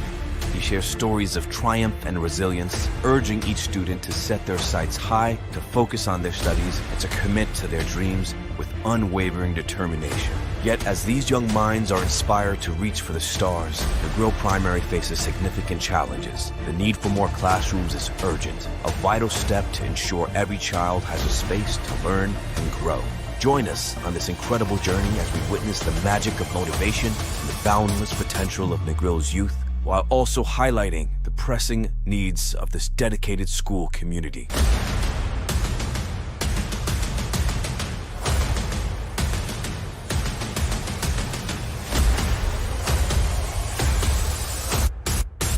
This is Negril Primary, where the future is being written one dream at a time.